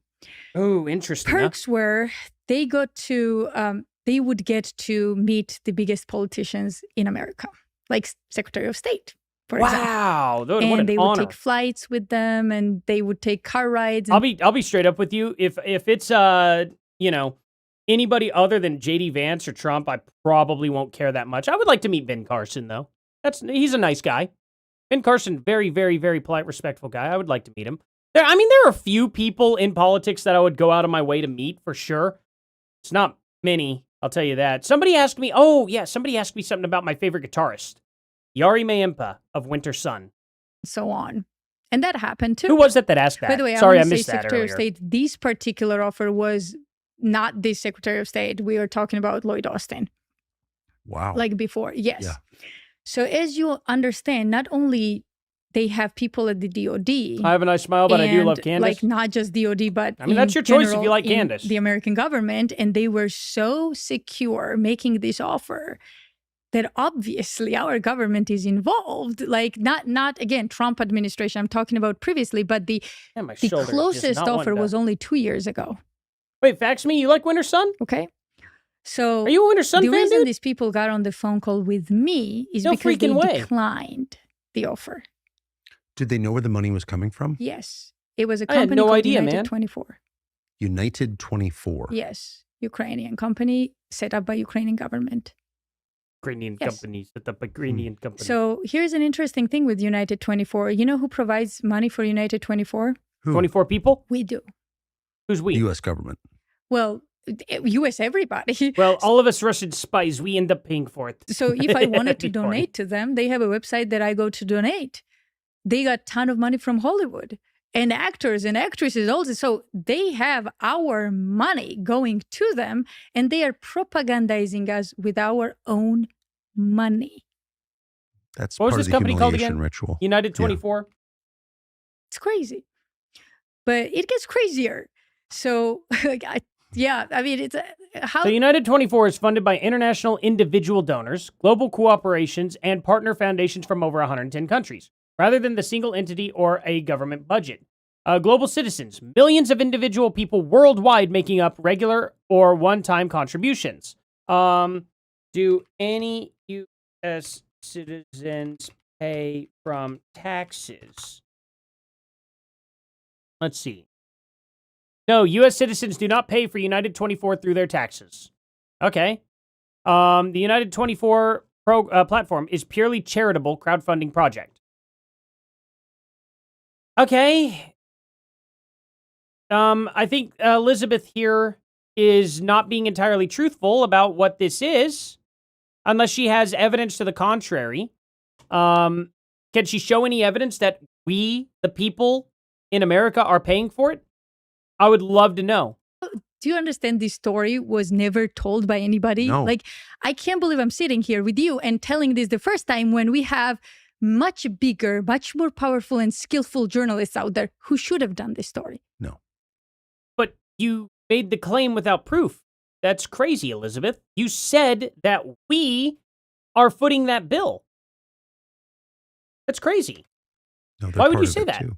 So, without proof, anyway. The boys told me they are absolutely mad and angry at Ukrainian company, this particular one, and Ukrainians. And they said, we are fed up with them. Go destroy them. United 24 was launched by President Volodymyr Zelensky following the Russian invasion. That makes sense.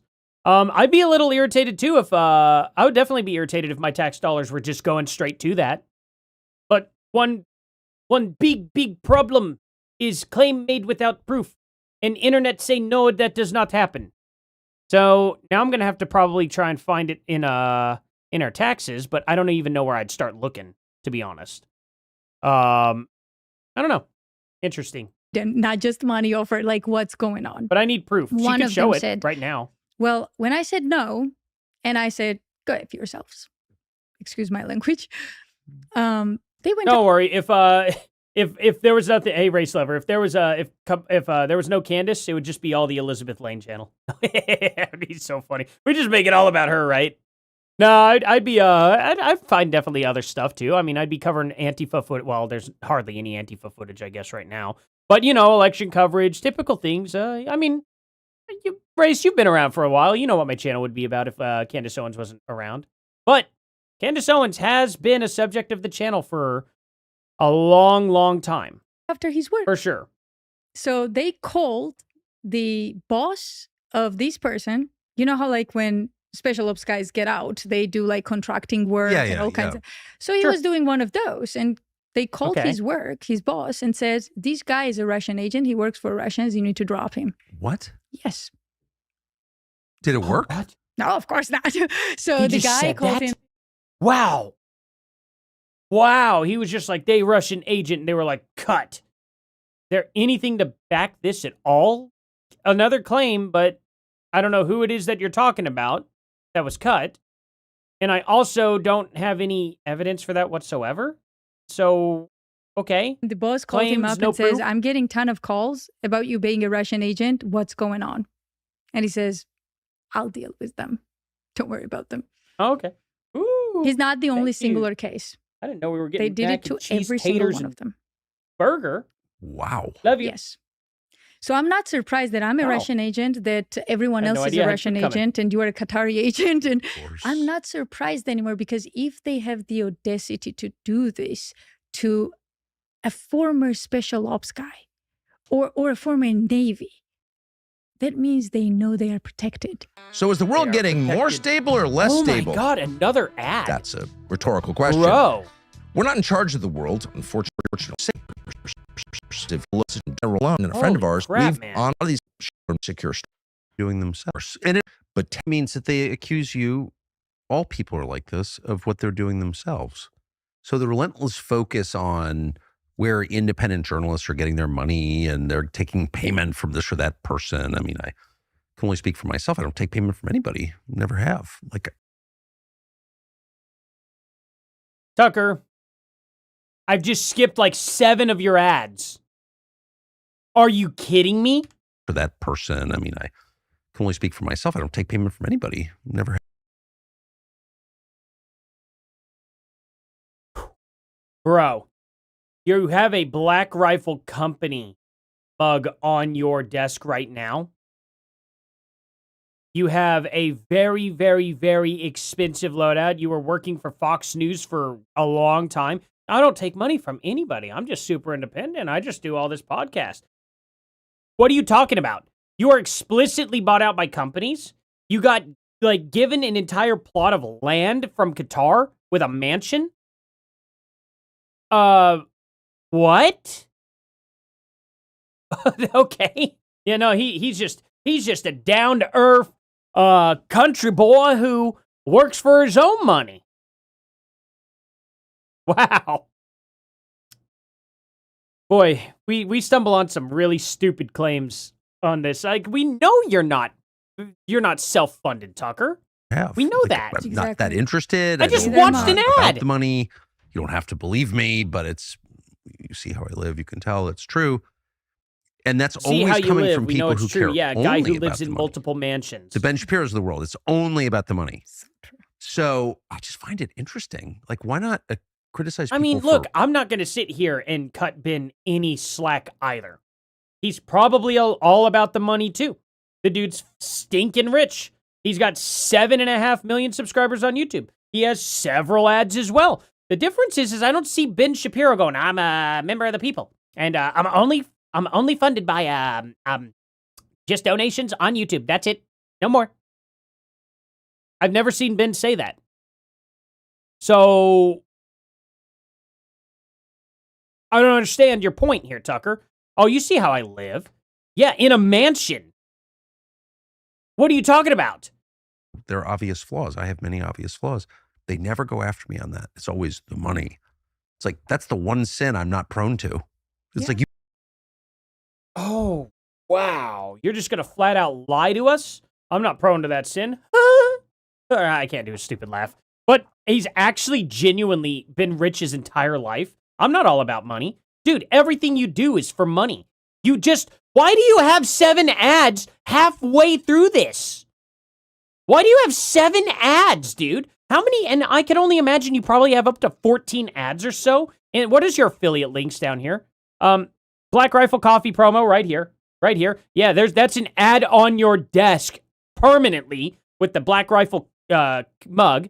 American Financing, Brooklyn Betting, enter Tucker for your purchase at Defend Cellcam. Battalion medals. Okay, there you go. That's all he has in his right here. But I've already skipped through like 5 or 6 to 7 ads already. Maybe he doesn't have any more ads after this point, though. Maybe there's no more ads. Oh, maybe he doesn't have any more ads after this. Oh, that might have actually been all of them then. But yeah, at this, like, what an absolute crazy thing for him to say out loud. That was a dumb thing. You picked the one thing I don't do wrong. It's like hilarious. There it is. Well, they're projecting, Tucker. They're projecting, and they are great at it too. And this is like the second part of this story now. Now, I want you to imagine. So NATO runs this 2019 experiment. Yes. They are successful. They themselves stated they were successful. Well, I just saw your comment, Jersey. I'm very far back in the chat. You were accusing me of You're accusing me of reading the comments too late. No, you were just behind. Now the truth comes out.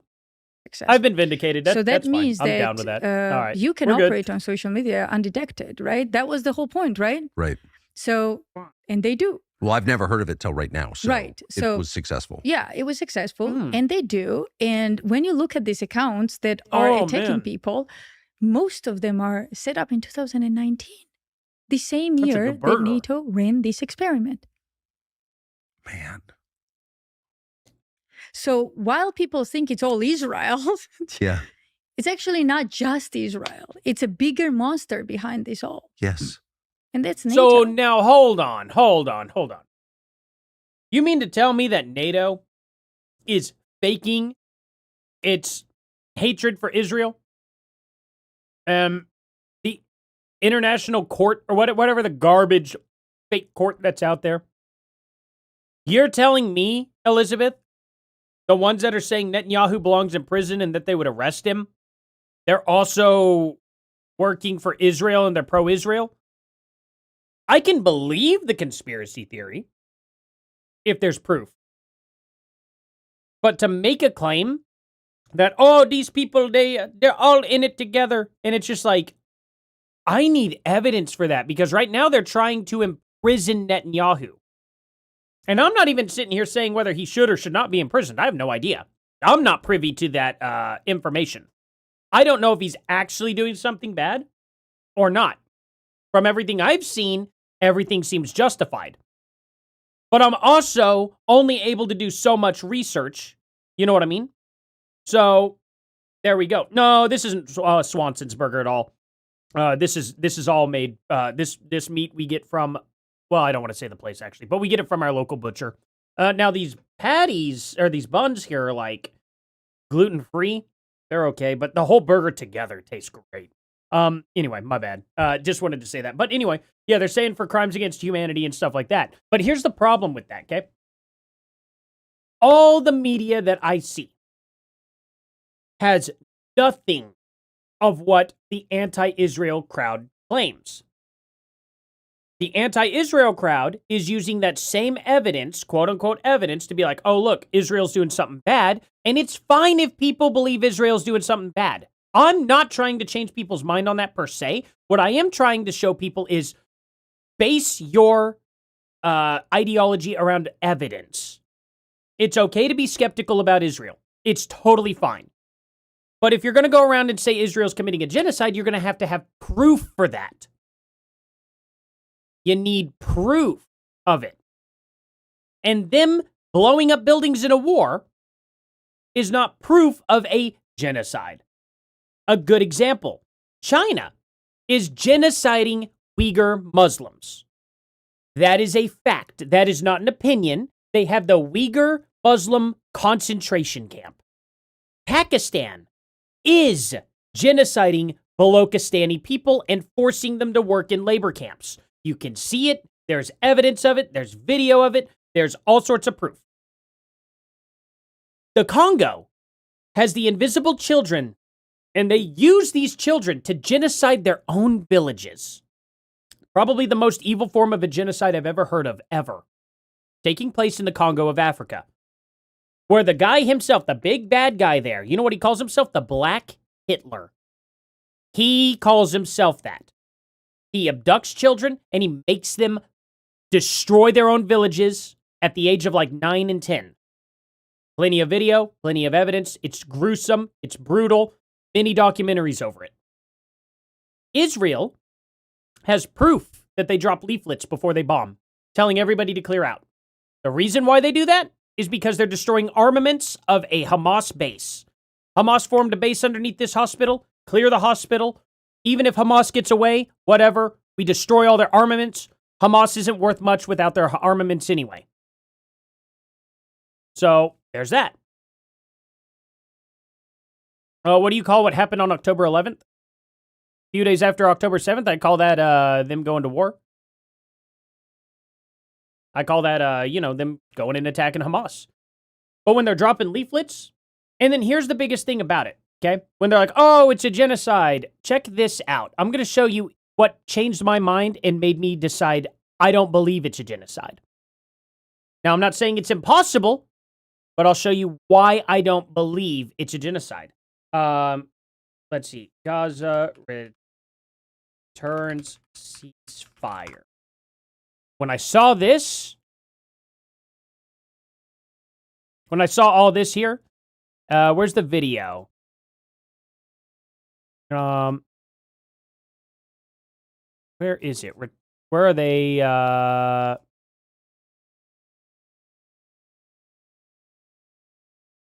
That should be. Why is this so hard to find? I used to type this in and then it would be very easy to pop up. I guess a lot of time's gone by. Okay, how about this? How about this? Return. I bet I could probably just find this. What? Okay. Why were they allowed to? Well, how about this? Really? Okay. Ceasefire. Okay. Gaza. Palestine. No, top. Okay, how about this? Do I have anything from here? Okay, well, there's not that. Deported to Gaza, though. I do still agree with Ilhan Omar being deported to Gaza. Anytime, any day. Okay, what is... Like, why can't I find this? It's the, okay. Returning during ceasefire Palestine. How about that? Can I, like... I don't want to click on media because it might bring something up that's not okay. Anyway, it was the video. Can you guys help me find this of all the people who were returning to Gaza? Is this it? How Iran turned, nope, that's not it. Names of Palestine returning to, oh, yeah. The names of Palestinians returning to Gaza are subject to prior Israeli security approval. Okay. But they were allowing people to return. Okay, so do you remember that? When all these hundreds of thousands of people were walking back. I wanted to get the full image of the people because of how many there were walking back. And I was like, why were they allowed to leave if there's a genocide going on? That's kind of my whole point, is why were they allowed to leave? Okay, how about just this? Gaza ceasefire. Can I find it here? Can I find the Gaza ceasefire? Let's see. Where is it? I feel like it should not be this hard to find. Okay. Video of people returning to Gaza during ceasefire. I'm willing to bet thousands of Palestinians return home. Is this it? Don't you pop anything up. Okay. Oh, okay. Full screen. There we go. All right. Drone footage. Oh, here we go. Look at all these people. 640,000 people. That's crazy. Okay. So we see all the buildings that are destroyed, and now we see all these people coming back into Gaza. So many people, and there's a much bigger other angle. Maybe it's in this, though. Where is the image of all the people? There's like, I mean, because there's all these people here. Maybe it's further ahead. They have a reverse, like, side where you can see the other side of them. Where is it? I don't know. But anyway, they allowed all these people to leave. And then they had them come back. You know? Like, that's a crazy, crazy, crazy stance to say that these people are being genocided when they're allowed to leave. You know what I mean? Artie, would you be cool with moving to Gaza, treatment there, and good enough for that? I wouldn't move to Israel. What do you mean? I wouldn't move to the Congo either, nor would I move to China, nor would I move to Pakistan, nor would I move to the UK. I wouldn't move to Japan, although Japan would be probably my second choice. If I had to leave the United States, maybe I would go to Japan. But still, I wouldn't move to Japan over America. I wouldn't move anywhere else other than America. America's the greatest place in the entire world. You know what I mean? Artie, you're going to find a lot of S you're looking for is being scrubbed from the internet? Yeah, probably. It seems kind of that way. But I can always find a good archive, usually. I want to know why all of the presidents that go to the tomb on Queens, New York, and pay respect or homage... Wait, what? There's a tomb in New York? Is there really? All right, let me look at this. Presidents go to the tomb of New York? Explain to me what exactly NATO is. So, like, it's interest of multiple different countries, okay? Not just us. NATO is an entity that we should be staying away from, like keep them at all arm's length. Should have been out of NATO 35 years ago. Gravesite. I agree. And here they are running social media experiments, attacking American journalists, and they feel so secure. Mark the 1 year anniversary. Oh, okay. So he went to visit that grave of this guy on October 7th of 2024 to mark the 1 year anniversary of the October 7th attack on Israel. But it says only Trump. As every president.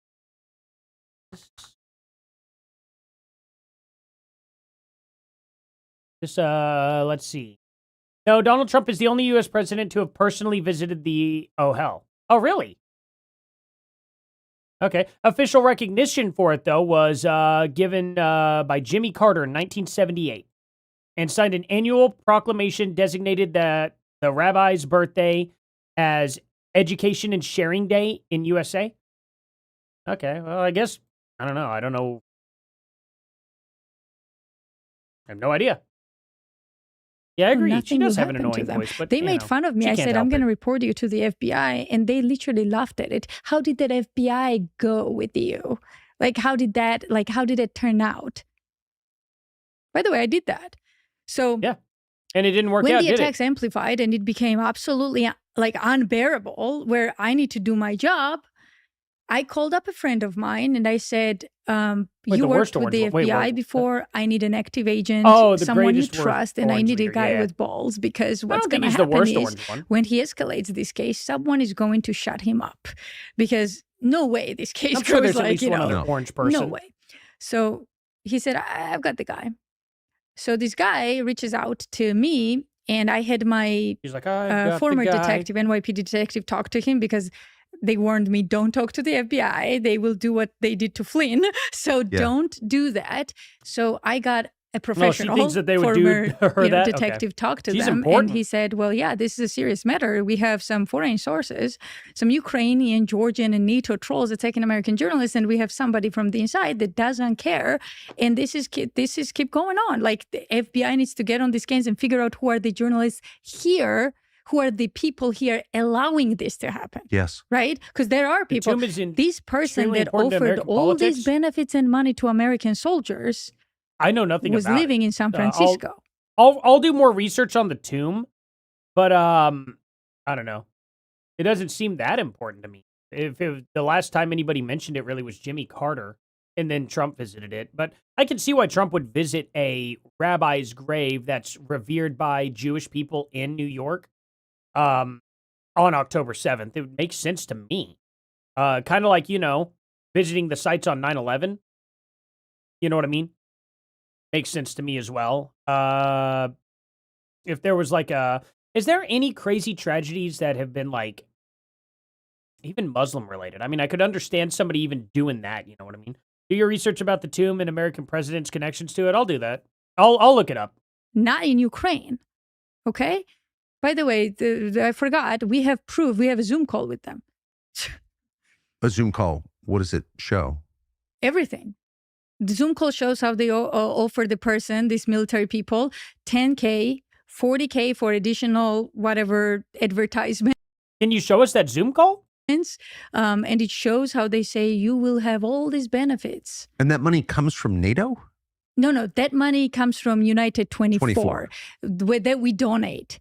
The Is money there for any the proof to trolls that, like these 2019 experiments that was ran with Ukrainian company comes from NATO. Does it make sense? It does. So it's multiple different fronts. This is why. But elements of it don't make sense. So here's the story Americans were presented 5 years ago when the Russia-Ukraine thing started to move toward war. Here you have this independent, noble little country called Ukraine, and they're threatened by these expansionists to their east, this communist country called Russia with this bloodthirsty dictator, Vladimir Putin, running it. And so we're on the side of the underdog, the little guy. Right. That'll and this is an outgrowth of that story. But what doesn't make sense is why would they get involved in the Charlie Kirk story? What does that have to do with anything? Thank you for asking that. But I thought, thank you for asking that. He asked that like 10 minutes ago, and she's like, I'll get there. Now he asks it again. It's funny. Okay, bought Army. Now she's going to get into Charlie Kirk. I think this is a good stopping point for the day. I'm going to have to get off here and help. I definitely need to help take care of the kids tonight. My wife goes into work tomorrow and all that stuff. Can't say too much. You've already said enough. Tomb represents a very serious ritual.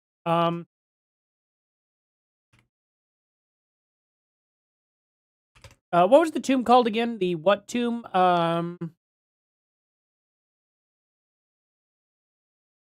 that's Osiris. Is that not Oma? Well, shoot. What was it called? I just forgot the name already. All right. Let's see. Trump visited in work. Oh hell, that's what it is. Or Ahol. Okay. Let's see here. So, what ritual is performed at? The ritual performed at the Ohel is the resting place of the Labadaviter rabbi. 10,000 different names for him. Okay. Also, and his father-in-law in Queens, New York. And his father-in-law. So it's just him and his father-in-law. That's an interesting combination, I guess. But all right. Centers on writing a personal prayer letter, quietly reciting psalms. That should be fine. And tearing and leaving the note at the gravesite. Okay. What was that sound? What was that? It sounded like a message. Did I get a message somewhere? Huh. That's odd. Okay. Anyway, yeah. So, I don't know. That doesn't seem too weird to me. Is there, so they take it, they write a note, and then they tear up the note. Why'd they tear up the note, though? That seems counterproductive. Put in all that work, and then you destroy what you work on. I'm guessing because he already mad enough, so he's using some percent. Oh, no, it's fine. It's fine. Don't worry. Artie, please be careful. Oh, I'll be careful. I'm not going to get into any mess or anything. If you can rhyme the last word of this comment with Tucker, you can go see your girl. I'm not rhyming that last word with that. I know where you're going with that. Does it start with the word mother? How about that? Is that good enough? Yeah. Yeah, no, that's it. And you made one line longer than the other. Yeah, that is mother, isn't it? It starts with mother, doesn't it?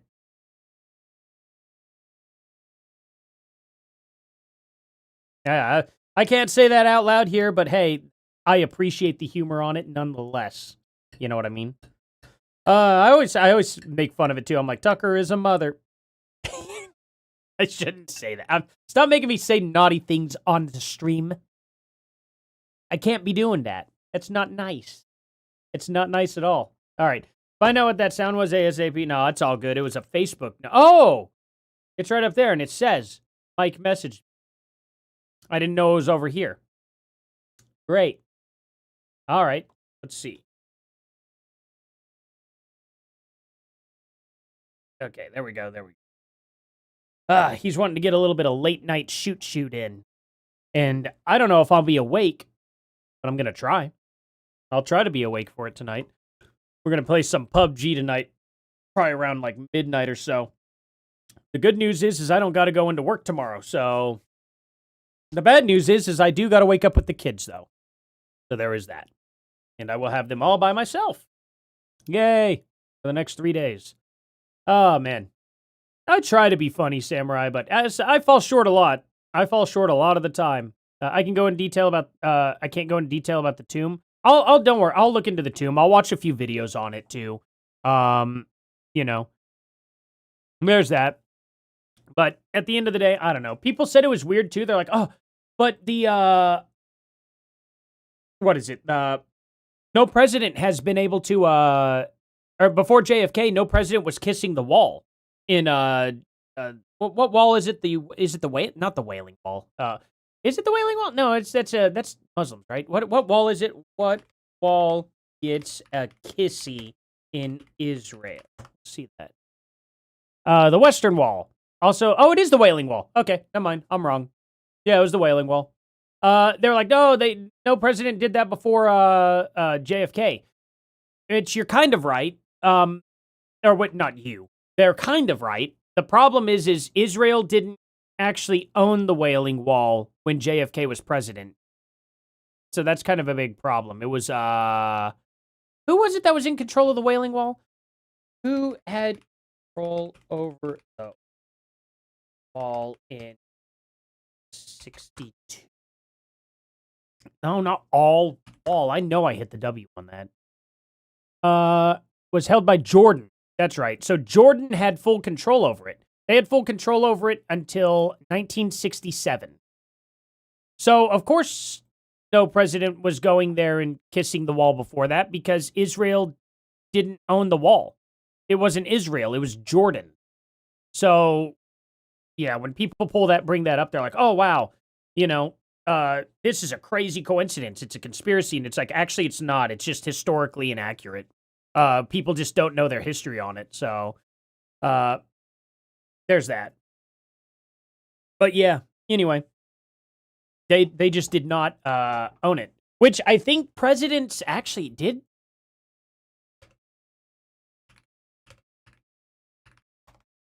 John F. Kennedy not kissed the Western Wall. Okay, I thought he might have. He never visited the site during his presidency. Did any president before JFK kiss the?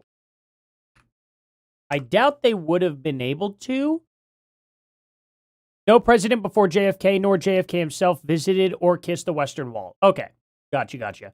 Oh, wait. In fact, Donald Trump became the first serving U.S. president to visit the site. What? President Trump wasn't the first president to do that. Was he? Hold on. Any president before Trump visit the wall? What? Yeah, of course. Okay, yeah. George Bush, Richard Nixon, Jimmy Carter, Ronald Reagan, Bill Clinton. What are they talking about? Why did AI do that? Said that Trump was the first one to visit the site? And then here's all these list of other presidents that went and visited the site. AI can be really, really, really stupid sometimes. It just makes crap up. It's as bad as Candace Owens.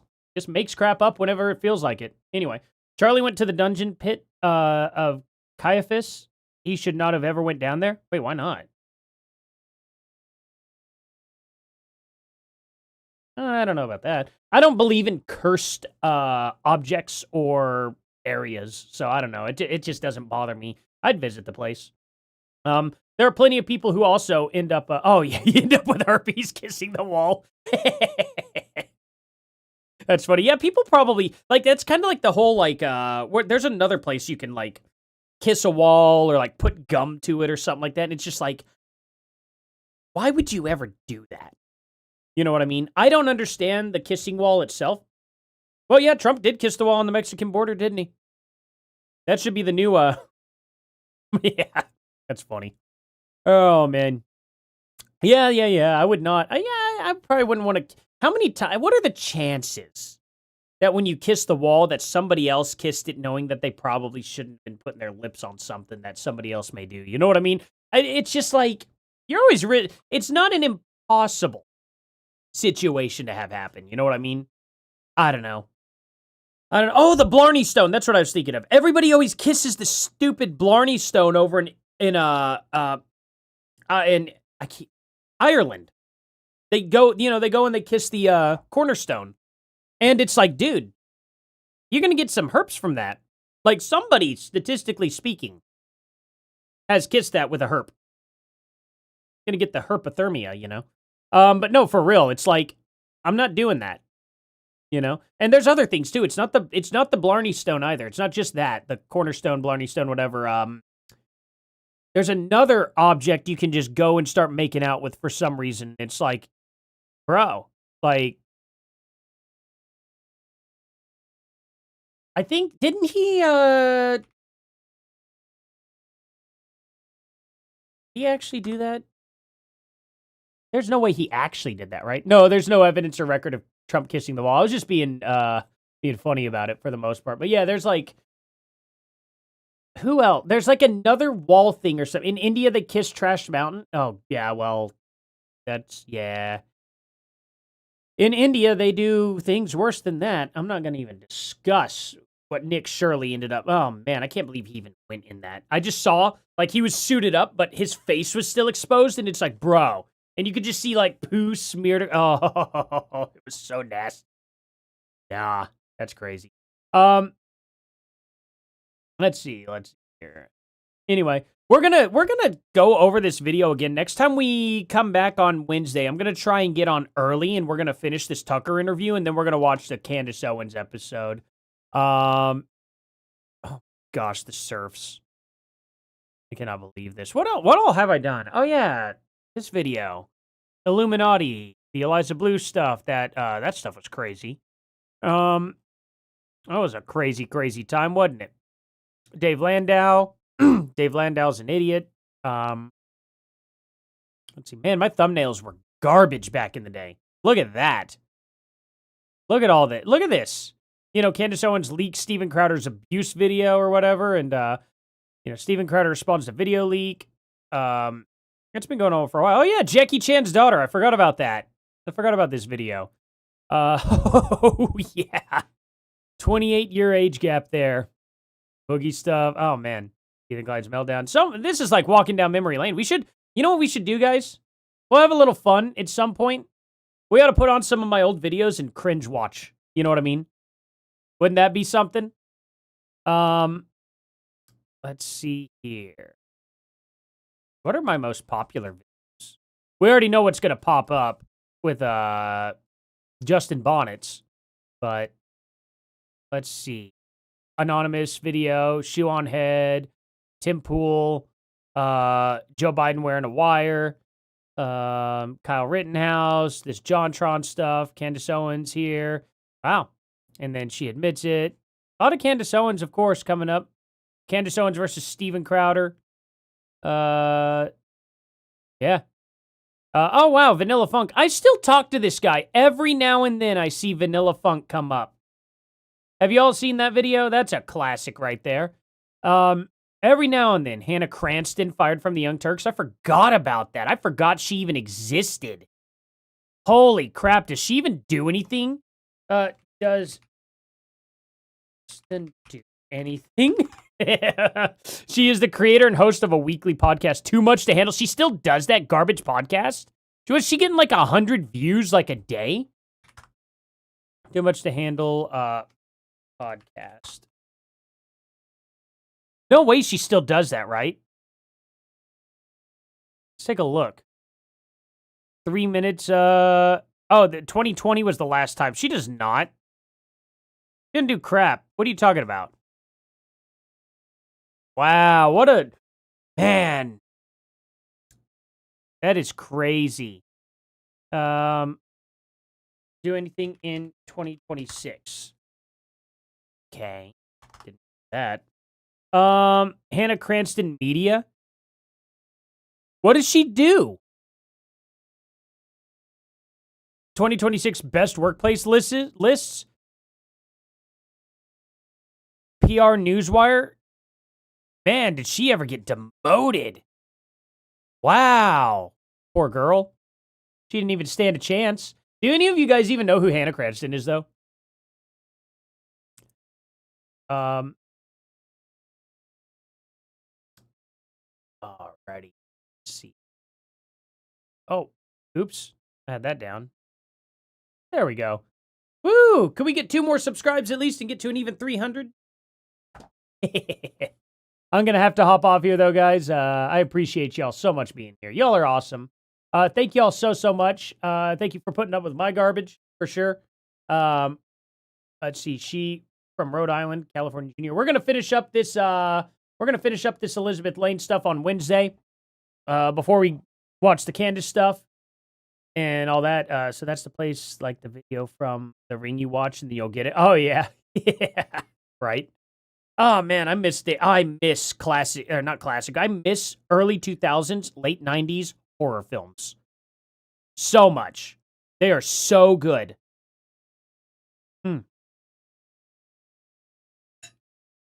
Oh, yeah. Yeah, we just passed his picture. What's his name? Oh, geez. What is his name? The beer, Jack, who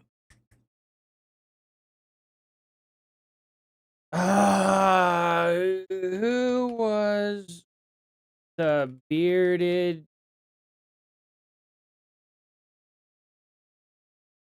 named Jack on Timcast? Jack Murphy? No, it was Jack Murphy. Yeah. Jack Murphy. Okay. I'm glad AI just directly answered that for me and did not question what I said. Oh, man. Pat the Plumber for 5 gift memberships. Thank you so much, man. I appreciate it. Enlightening us and stuff we should never know. Oh, no. We'll see what happens with it, you know. I'm definitely going to go over the videos and stuff of it. We'll see what happens. Oh, no. Anytime, Jersey. Anytime. Yeah, no, for sure. Jack Sparrow. Jack Soffington. His last name would... Oh, man. I've always wanted somebody to name, with the last name Soffington. Does that exist? Let's see. So, Jack Soffington. And, what else is, what else? How about Eliza Blue? Oh, yeah. No, for sure. You know,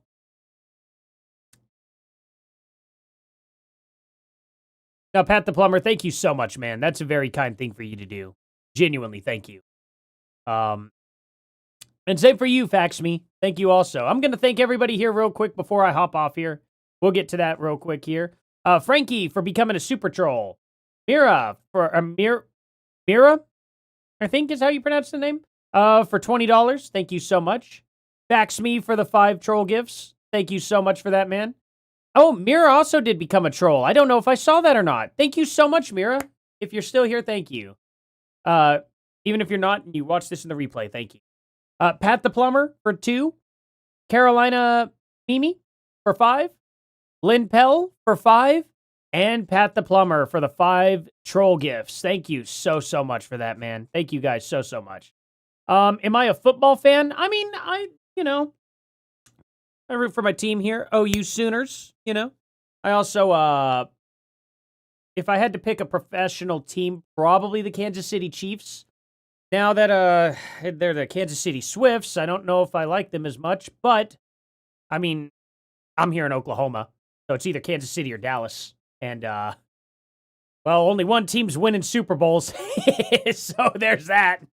Dallas, once they come back, I'll be a big old Dallas fan, right? I don't know. I'm not loyal to any teams or anything like that. If anything, I'm a big Baker Mayfield fan. put it at that.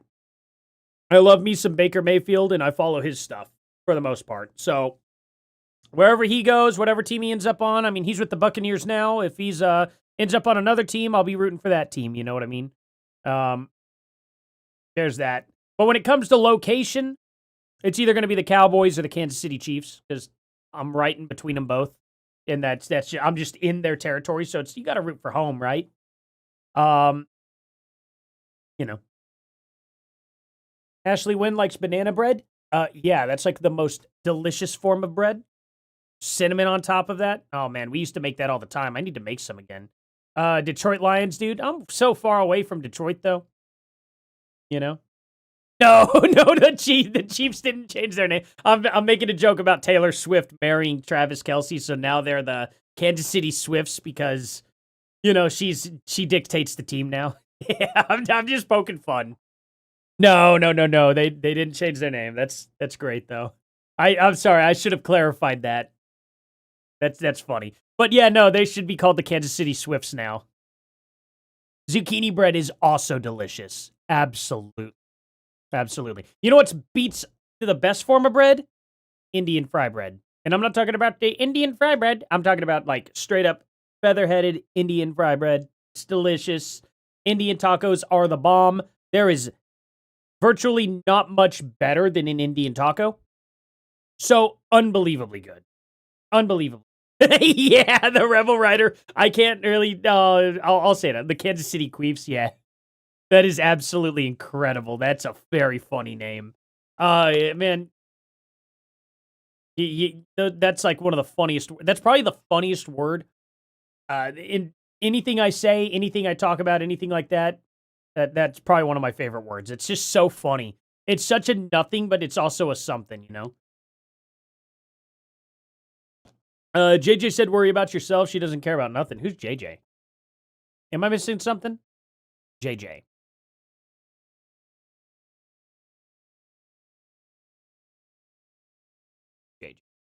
Oh, I gotta put this over here too. We have to go over that video too. Is there anything on X? Did I miss anything? I'll just open up notifications. I'm sure there's nothing that's gonna pop up that'll get me in trouble. Hopefully. Okay, cool.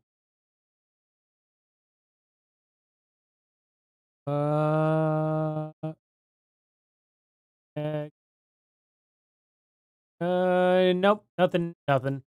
Okay. Oh, Bearing said something. Let's see what Bearing's up to here. What did Bearing post? Don't listen to these chud losers, Jer. They're just haters and don't. Oh, what's this? A companion. Wait, true friend. Oh God, dang! They are feuding pretty good, aren't they? Why did I don't understand why Jeremy made the video he made. Like the drama was dead. The drama was dead, and then he made a video trashing Bearing. And I'm actually really kind of irritated with that. I'm not gonna lie.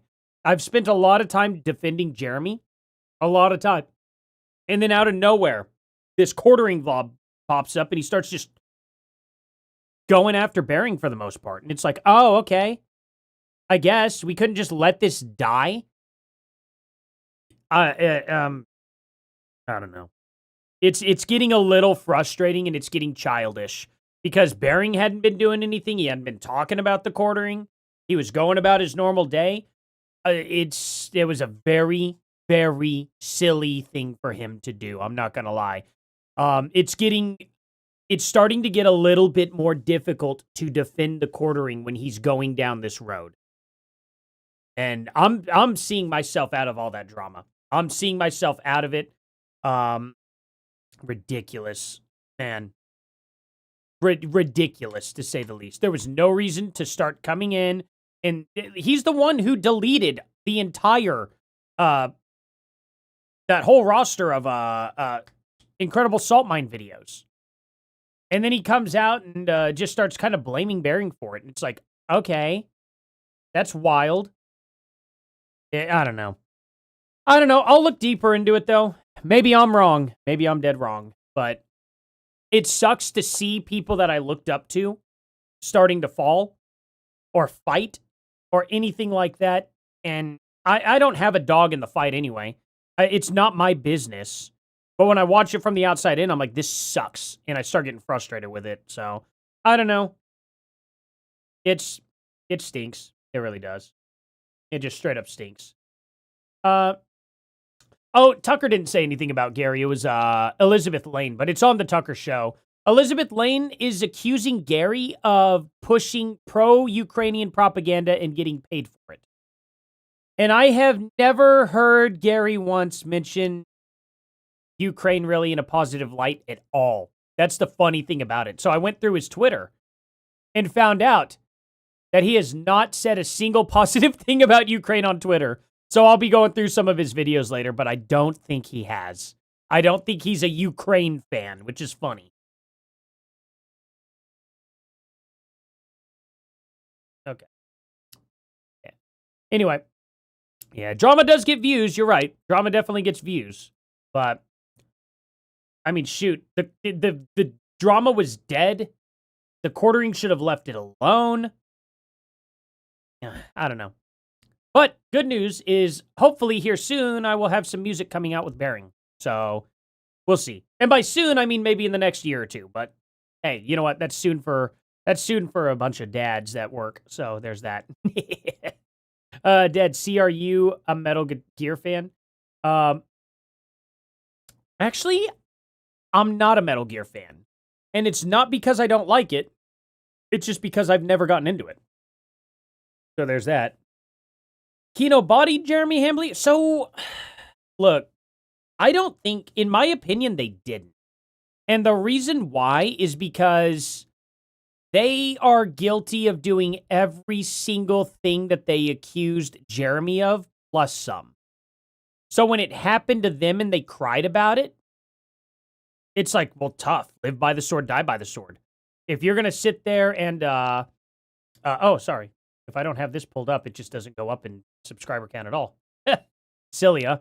But anyway, the fact of the matter is they lived by that sword. They reported people. They got their channels banned. They got copyright takedowns, which didn't deserve it. They did awful, awful things. Andy Worski ended up getting into a firearm dispute in California as a Canadian. And he also ended up getting caught trying to talk to a minor. Now, that person wasn't actually a minor on the other end, but he didn't know that. There are some really, really bad things the Kino boys have done. And now that they had what happened to them, whether they deserved it or not, they might not have deserved what Jeremy did to them. They may have deserved what Jeremy did to them. But the fact of the matter is that doesn't even matter to me because they did that. So it's kind of one of those things to where it's like, I don't know, what are you all complaining about it for? Oh, you don't like when it happens to you, but you like when it happens to other people.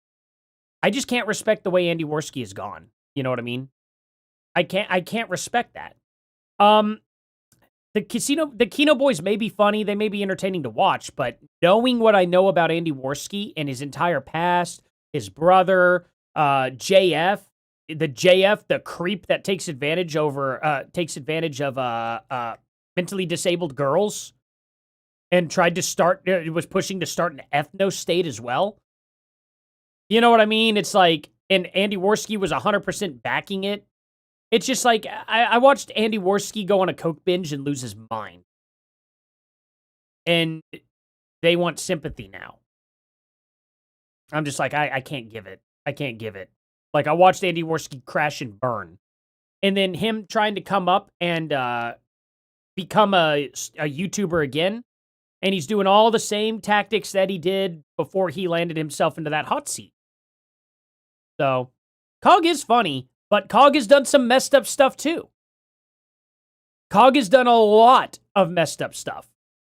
And the thing about it is I've defended Cog a lot in this situation. But Cog is not innocent. At the same time, Cog is kind of done stuff, and when Cog gets in trouble and gets stuff happening, I can't defend that either. You know what I mean? Which is why now I'm not even going to cover anything Kino anymore. I'm not going to cover anything Jeremy Hambley anymore. I'm not going to cover anything Cog or anything in that mess because every single person that seems to get into that mess of blood sports drama, every single one of them every single one of them end up doing something unbelievably stupid and indefensible. So it's like, I'm just going to stay away from it. It serves no purpose. It's just drama garbage. It's absolute the lowest of the low. I was going to do Final Fantasy 14 tonight, but I have to. I actually promised the wife I'd be off like 30 minutes ago. We've been doing so much this week.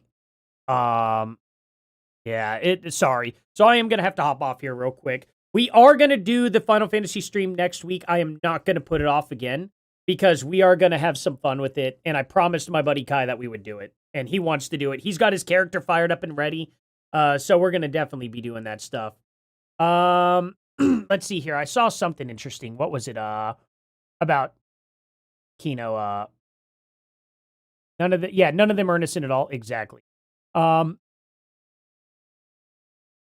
see. Oh, yeah. Didn't see Scrolls said he was really bad, dude. He was all coked out. Yes, he was. And that was awful to watch. I felt, oh man, the emotional roller coaster I went watching that happen. I felt so bad for Andy. And then I watched him screw up time and time and time again until, unfortunately, I couldn't give any more craps. I had no more craps to give to Andy Worski because he burnt it all up so bad. You know, I watched Tonka Saw and jeez, I've forgotten so many of their names.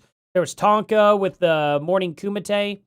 I watched all those guys destroy their own lives. Every one of them. How many of them? Like 40, 50 people in this group, I think, that were involved in all the blood sports just absolutely destroyed themselves. Destroyed themselves. And for what? They didn't have to do that. And they did, though, you know. But, you know, here's the thing that I can say about the quartering for sure, though. He still puts out banger of videos. He still does. His videos are good. I just really wish he would stop with this drama and just move on. Because it's getting frustrating. It's getting really frustrating. There's no reason to even rehash this, you know? Absolutely no reason. So, I don't know. It's frustrating. It's frustrating to say the least. My patience is just getting a little low with it. But you know what? It's their thing. If they want to do it, by all means, I guess do it. I'm not going to police that. I'm not going to sit here and call for anything to happen. I'm just going to say I'm bouncing out of it. I just don't care. I don't care about this drama at all. Like, it just irritates me and frustrates me because these are the people I've looked up to for over a decade, and I'm watching everything collapse around me, and it sucks. It sucks. It's an emotional roller coaster, and I've got way too much to deal with kids, my wife, my house, my job, and then this stream that's been taken off like crazy. I can't afford to get emotionally bogged down right now. You know? I'm barely finding time to practice guitar, and that's a crisis in itself. So I'm having to sneak guitar times in the middle of the night, you know what I mean? It just happens. Anyway, I'm sorry to rant about this, guys. I'm terribly sorry to rant about all that. That's just I didn't think I'd come across that in the stream, and I was just like, "Oh man, really? This it's continuing?" You know what I mean? It's just a huge bummer. Thank you all for getting me over 34,300 subscribers. Thank you guys so much for being here. Thank you all for entertaining me in this in general. I appreciate it so much. Genuinely, thank you guys for everything you have done. To all the super chatters and to all the people who have become trolls and gifted trolls, thank you guys as well. And I'll see you guys here in tomorrow's video. Later.